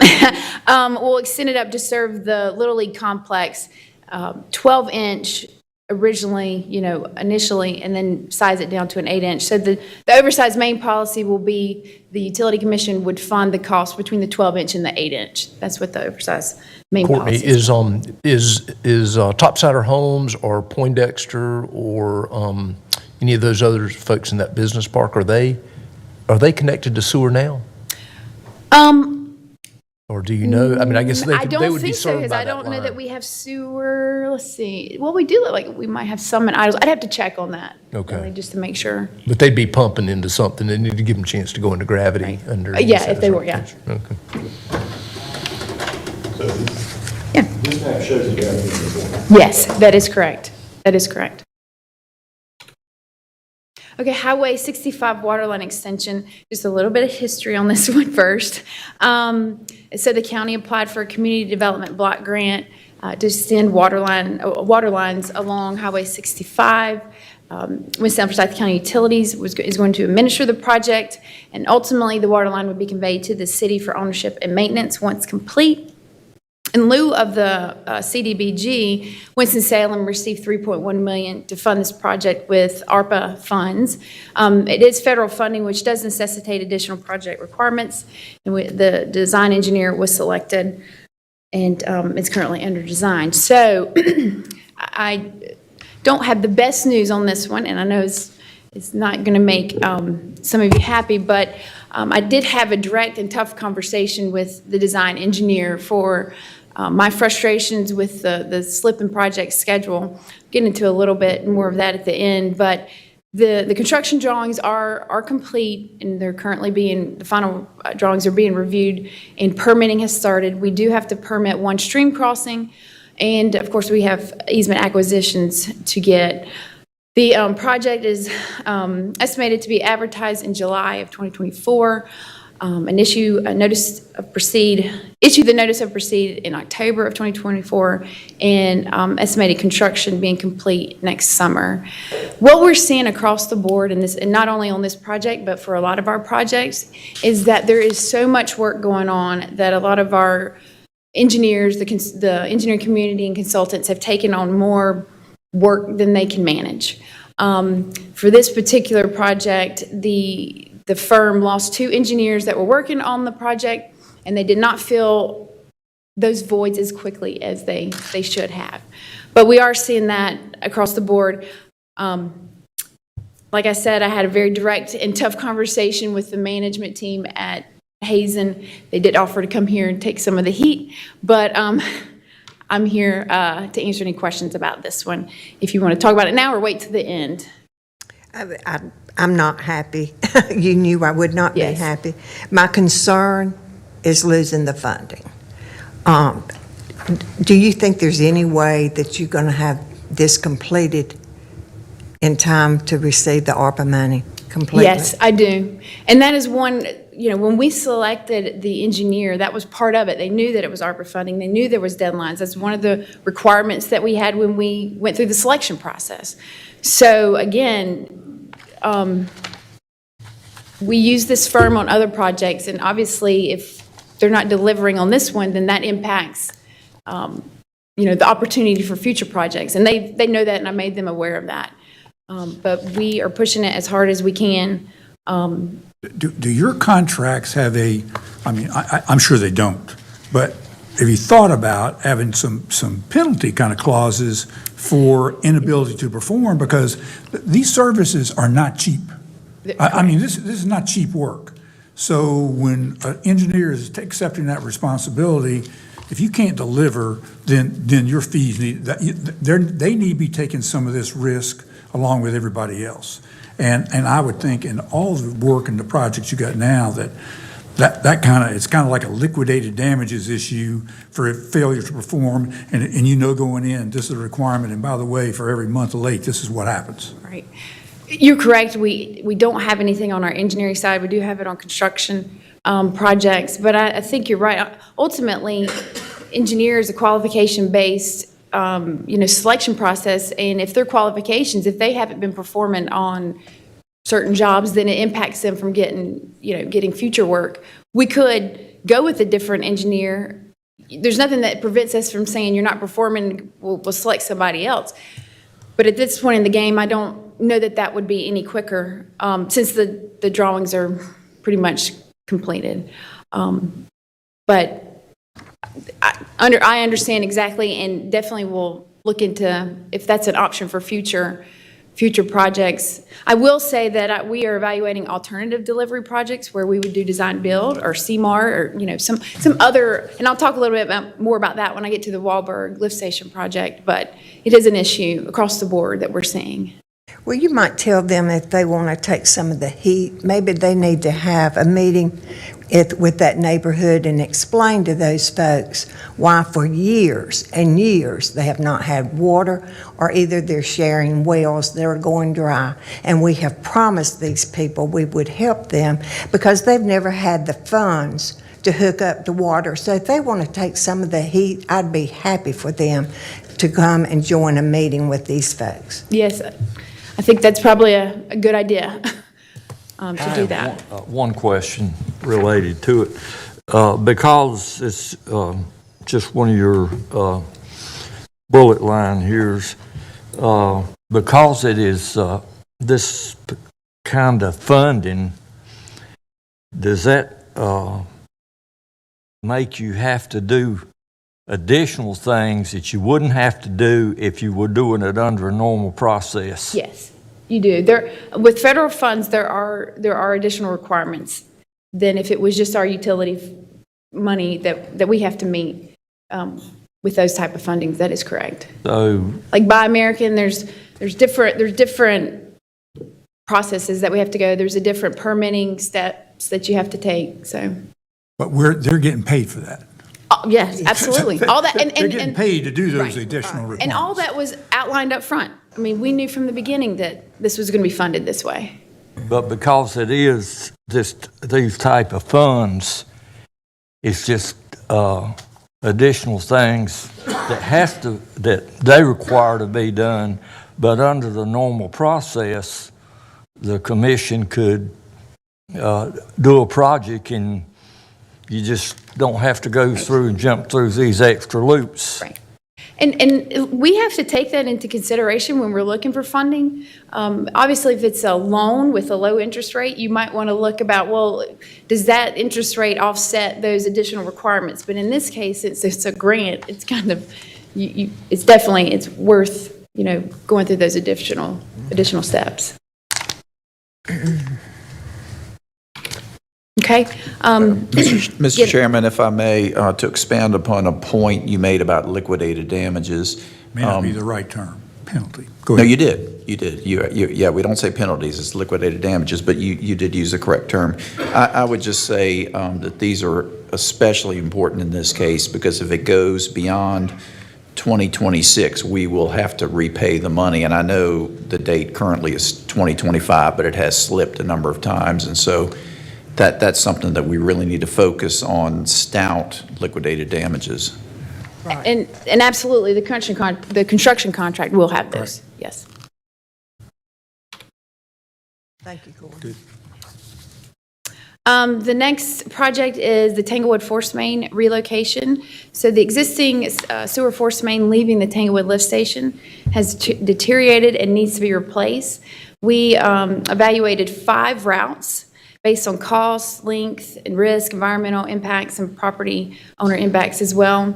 A route was selected, but after further review, we need to modify that again based on some wetlands. We determined that the route was going through wetlands and there was a historic wall that we needed to preserve. So we have been in communication with county staff about the new alignment and making sure that they feel comfortable with the new route. So field survey is underway to get that new alignment that we're looking at. Should be complete by the end of May. Easement acquisitions in fall of 2024, which we will need easements from the county going through Tanglewood Park. And then advertise this project for construction in spring of 2025. And I do have a map here, and I apologize for the map. When you have such a large project, you have to zoom out.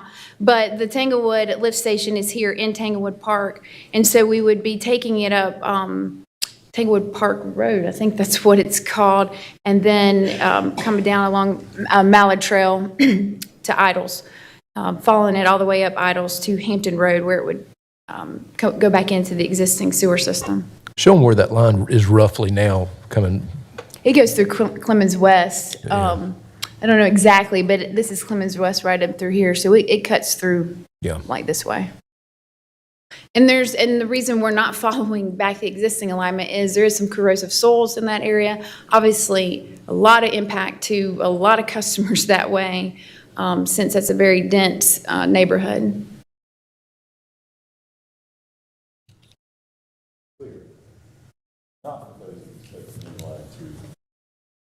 Correct. Correct. But that is where the existing line is, yes. Yes, that is correct. I have a quick question on that, just from that map. It appears where the green line is near that, baseball field, it looks like it'd be a lot easier to connect the baseball field to that line instead of, that's a long extra run on our gravity line that's back on the first project we looked at. Looks like makes a lot more sense to connect there. So that's a force main, and you can't connect services to a force main because it's pressurized. It would back up into the line.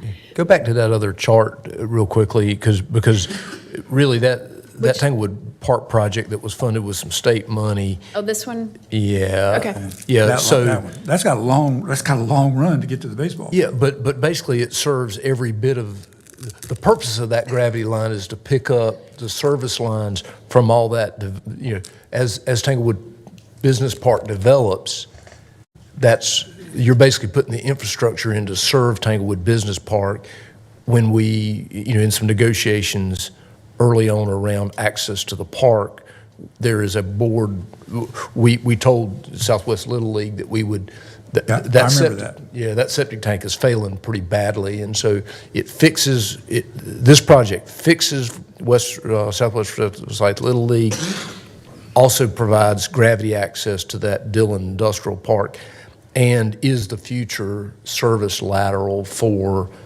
the entire business park. And so it's a really important, big piece of infrastructure.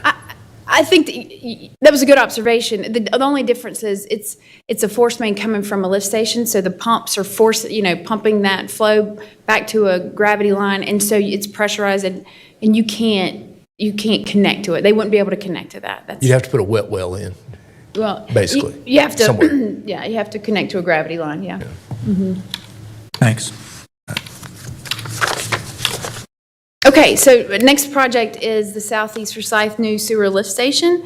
So Forsyth County received $20 million from the state budget to expand water and/or wastewater services in southeastern Forsyth County. A site on Wahlberg Road has been identified as the best location to use the available funding to build a new sewer lift station. We talked about that in previous presentations. A request for qualification is being developed for design build services. This is, as I mentioned earlier, an alternative delivery method. We had advertised this project for a traditional design bid build, but after researching it more and listening to presentations and knowing what the county is looking for, and I think this would be a good opportunity to use this alternative delivery method. That way we can go ahead and build our contractor and engineering team up front. We know exactly what the budget is, and they can tell us what we can get for that money. We kind of go ahead and can procure pipe or whatever. I just think it'd be a better process. So we'll be moving forward in advertising for that. That's good. That's moving faster. Yeah. And this is just a map that shows kind of the proposed area where we would build a new pump station. It's the square down here, gravity, sewer lines, and then the purple's a proposed alignment for the force main. So that moves me into this next map, and it shows the growth management areas and potential utility expansions. So my team, as well as Chris Murphy and his team and Kyle, have looked at potential sewer expansions in the county. We looked at the growth management areas. We looked at where the Beltline is going and will go. The blue area here is the proposed service area for the new Wahlberg Road that's funded, Wahlberg Road lift station that's funded. Over here in Point that out again. right here. I know, and again, the scale is hard because you're trying to show big picture. I see it down Yeah. there. Okay, got it. So the blue is like the sewer basin. Yeah. And then the star is, Got it. The lift station. Here on the west side of the county, southwest, is the new Idols Road lift station that I talked about earlier, where we're expanding sewer out of, I guess, for the proposed Tanglewood Park Business Park. And then over here in Louisville is actually, we're working with Louisville to fund a new lift station that they're building to expand service area for the area around the Great Wagon Road. So we've got that going on as well. And then all these other red kind of basins are potential, areas that we could expand. One of the areas here does not have a star on it because we feel like we could expand gravity sewer in that area without needing a lift station. And the star means, A star is a lift station okay, that would I got it. need to be added. Yeah, so just a reminder, this project really bubbled up from a winter work session a while ago where we had a conversation about how the Beltway would potentially impact in some advanced planning around, does it open up areas for potential development? And so Courtney's work here was to say,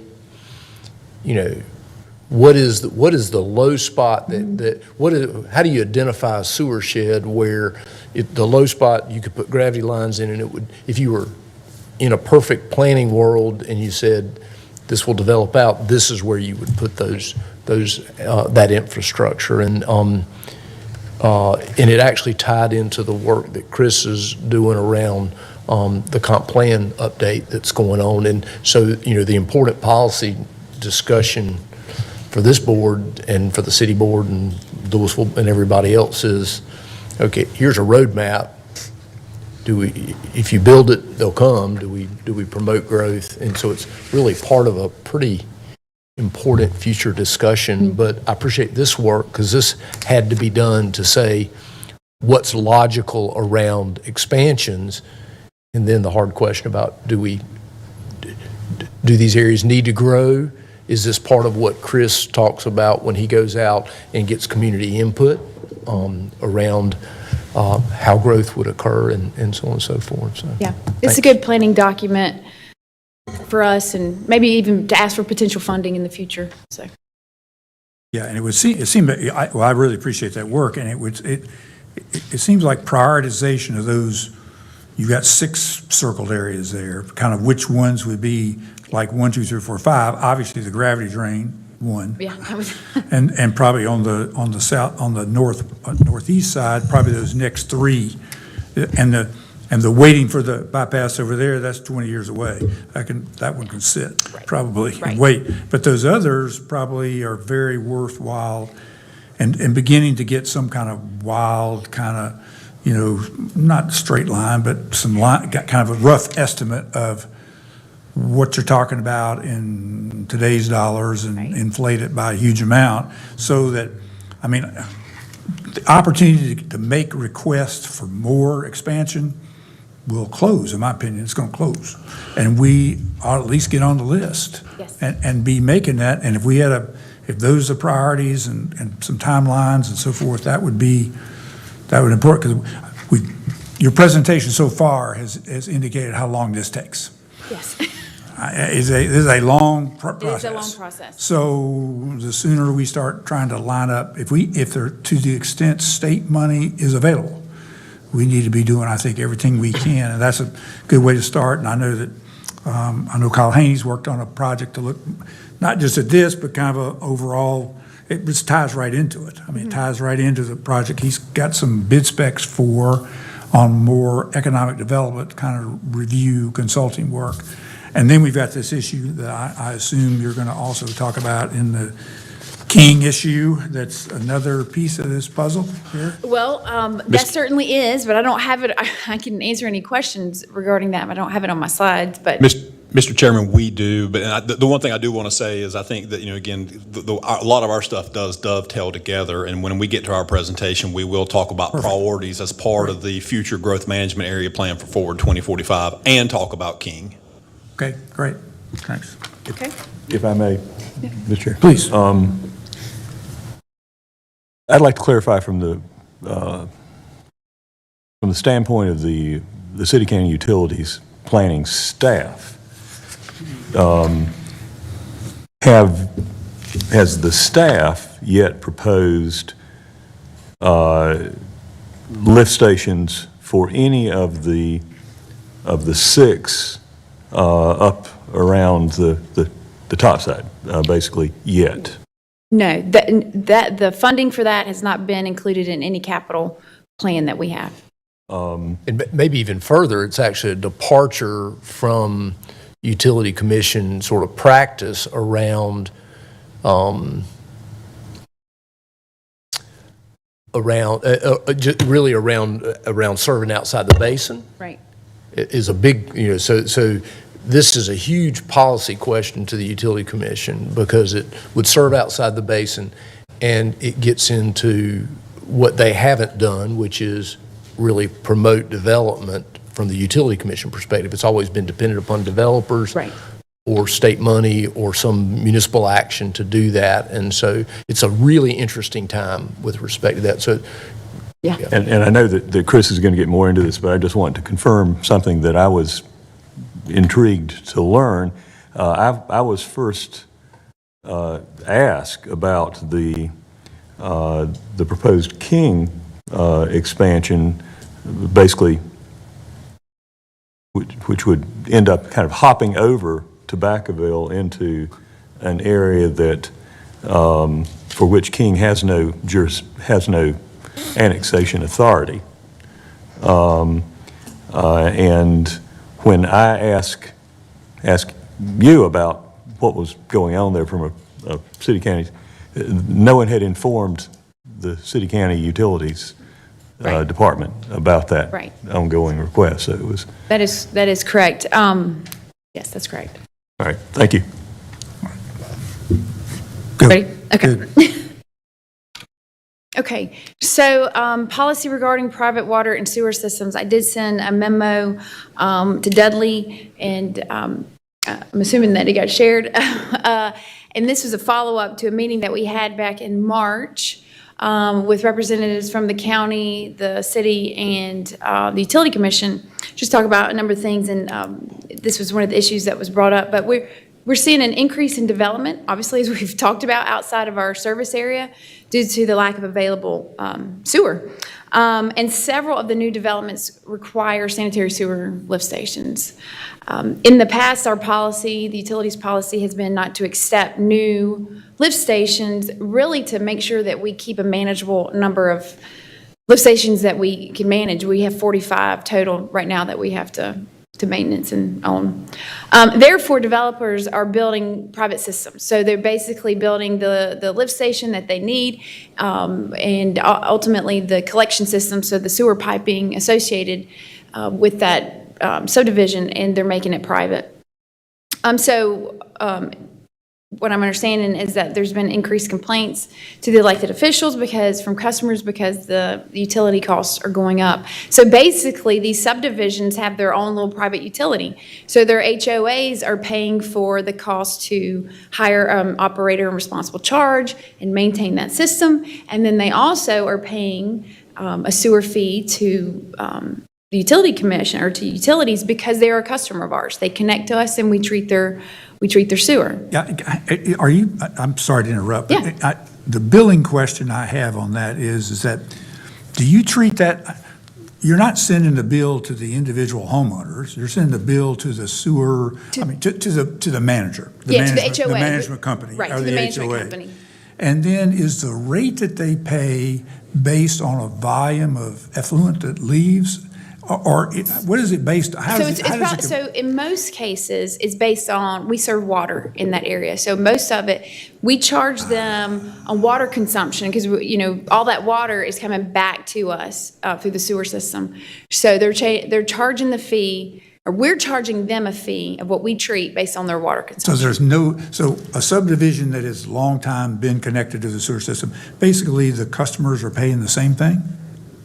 Yes, so they're paying a bill to us, and then they're paying whatever that homeowner association has to pay for the internal maintenance of their system. But the issue is for...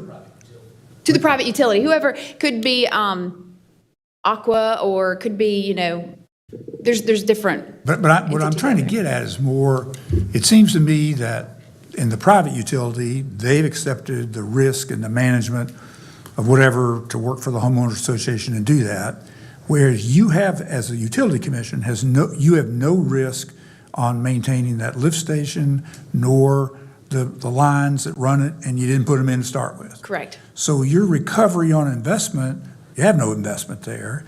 Yeah, But it seems to me the investment you have is, I look at it as the pro rata amount of the sewer issue, because I do understand from a simplistic standpoint billing, and I know the models exist for billing water and immediately tying into sewer. I kind of understand, but it has nothing to do with real cost. It is not related to real cost. Well, it is. They are treated, that subdivision is treated like any of our other customers. Exactly my point. Right, and so Exactly my point, because you don't have the liability of maintaining those, whereas you do have the liability in one that is totally managed by the Utilities Commission. Well, yes and no, but I think we do have liability wherever they connect. We still are taking that, we're still taking that flow from, say if it's up in the northern part of the county, we're taking that flow all the way through our collection system Yes, and all the other lift And to the stations. extent that they're using that piece of it, you're exactly right. Recovery makes sense. But your billing's not, it is not sensitive enough. It is not sensitive to those issues.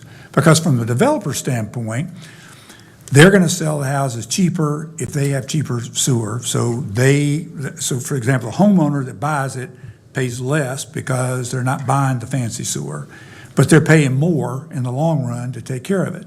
And it seems to me that a balance it seems to me there is a balance in what the real liability is for the Utility Commission versus the liability that the Aquas or the Everwho of the world, the management companies, because the issues we hear complaints about were the ones that were built by HOAs, and then they had a 20-year life kind of deal, and then all of a sudden, there's nobody there, this repairing, it becomes a crisis. Right.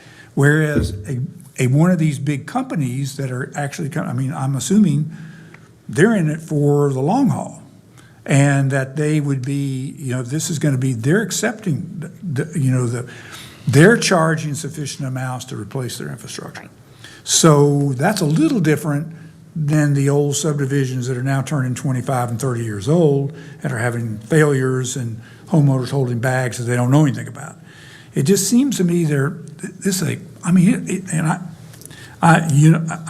I know about this, you can write on this little tablet I got right here. I don't know much, but big picture, there's some subtleties in models that they may be able to coexist in a way that whereas it deals with liabilities, and I'm looking at a homeowner, and I'm looking at the very issue of, should I be paying, if I'm also paying a HOA that did this, why should my sewer cost the same as somebody that you all have full liability for? Yeah, and I think so we can definitely have our financial consultant kind of run that. I don't know of any other utility in the state that would have a different model. I think it would be so nominal, it would not be a big difference because we're still maintaining to add, we have over 4,000 miles of water and sewer pipe in the system. So to add, a little bit more for a subdivision, it doesn't really change our overall cost for that particular community.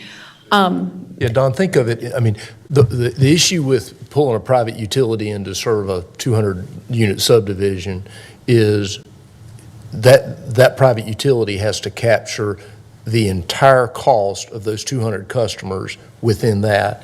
If you look at it, the reason why you would want to limit that is because we can spread that cost off across lots more customers just for that lift station. Because it is expensive to hire a certified operator to come out and look at one lift station and to make sure that thing's running all the time, and just the amount of liability in there. And so, if you take Abington, for example, that subdivision, the private utility bills separately to that private utility. The calls that we get are, a customer on a utility commission customer that lives adjacent to them is paying, $70 every 2 months, and they're paying $200. You're paying twice that. Yeah, but part of that is the bill structure, and part of that is the liability piece. That's right, because Heater's only able to divvy up their cost across that fewer number of people, and so we're a better long-term deal for them. I understand all that. This is we can dive into those details. I understand what you're saying. I just don't know that the true cost of service is going to change that much for somebody, because we do have wholesale rates. For example, King, Davies, Stokesdale, Greensboro, they all have their own system, and we either treat their wastewater or provide them water. And the true cost of serving them, even though they have another utility to maintain on the other side of that meter, is really not that much less than it would it cost for our inside county customers, if that makes sense. But I see what you're going with that. But Not exactly, because I think the cost is not linear. I mean, the cost is not, for every foot of line or whatever, for whatever, everything is not the same.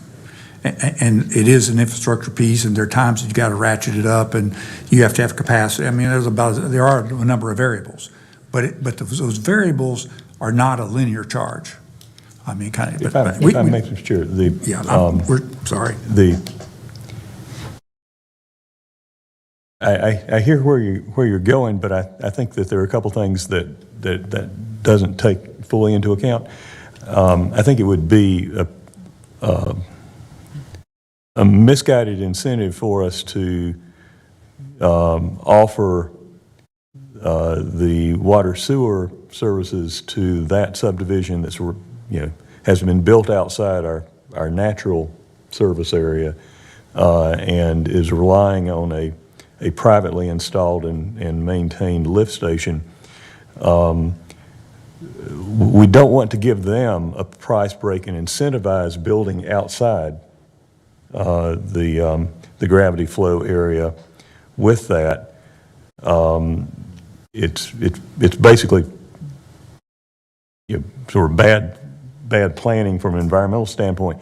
And I'm not talking about price breaks. Go ahead, keep going. Well, if you recalculate their fees on the basis of the assumption that they're not utilizing all the services, you're going to in fact build in probably a very small, but a slight price break to them that, to the extent it's enough to make any difference, would be encouraging them to kind of leap over developable areas that are potentially gravity fed into the area that's not.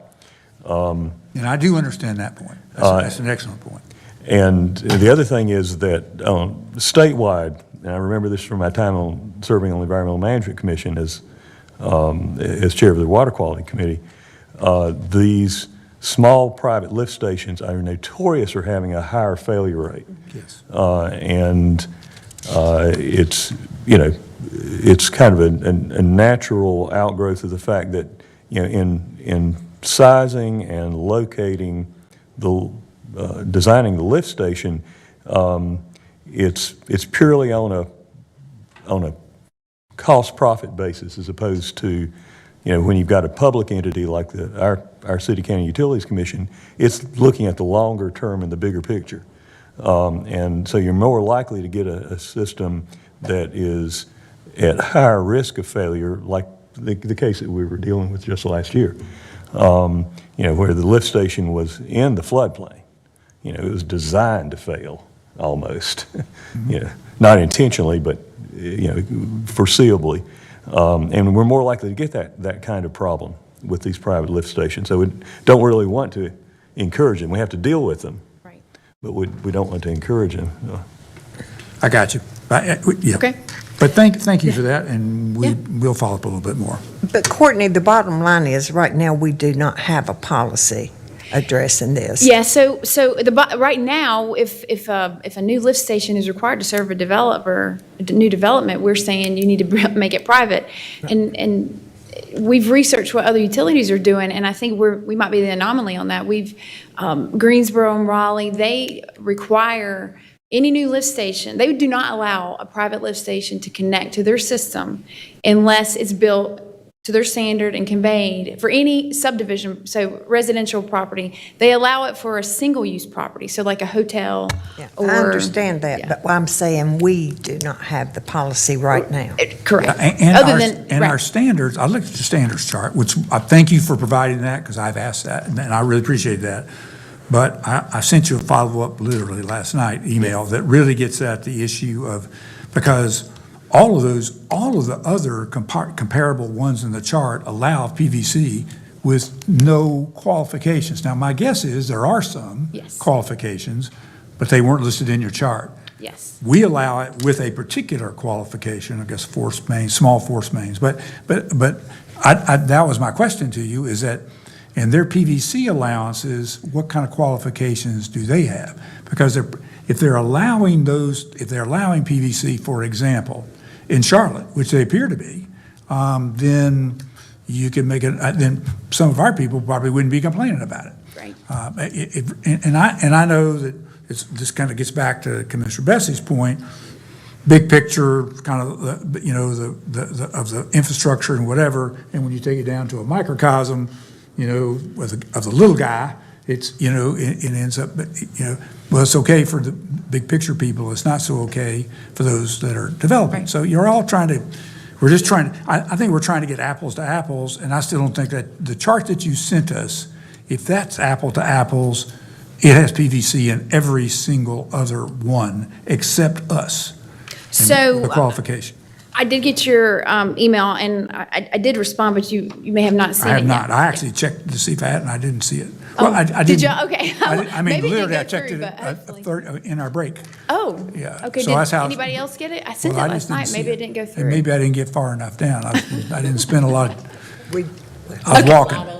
Okay. Go ahead. Okay, so so to try to answer your questions that you emailed about, so the listed materials were what is from when I went to each utility's technical standards and specifications, those were the allowable materials. That does not mean that those materials can be used in every application.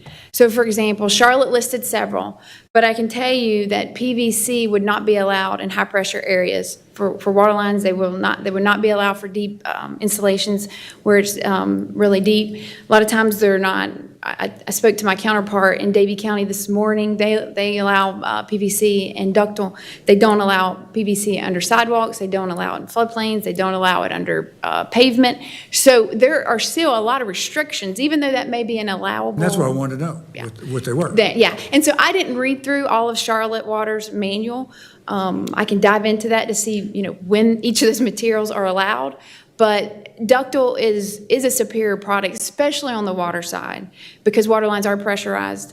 And so they just have a higher pressure rating. And I got that. In fact, on the water side, I really didn't have any question. Nobody allows PVC on the water side. Yes.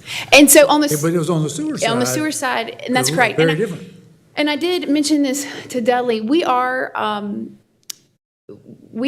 looking to entertain opening up and allowing PVC in more applications for sewer.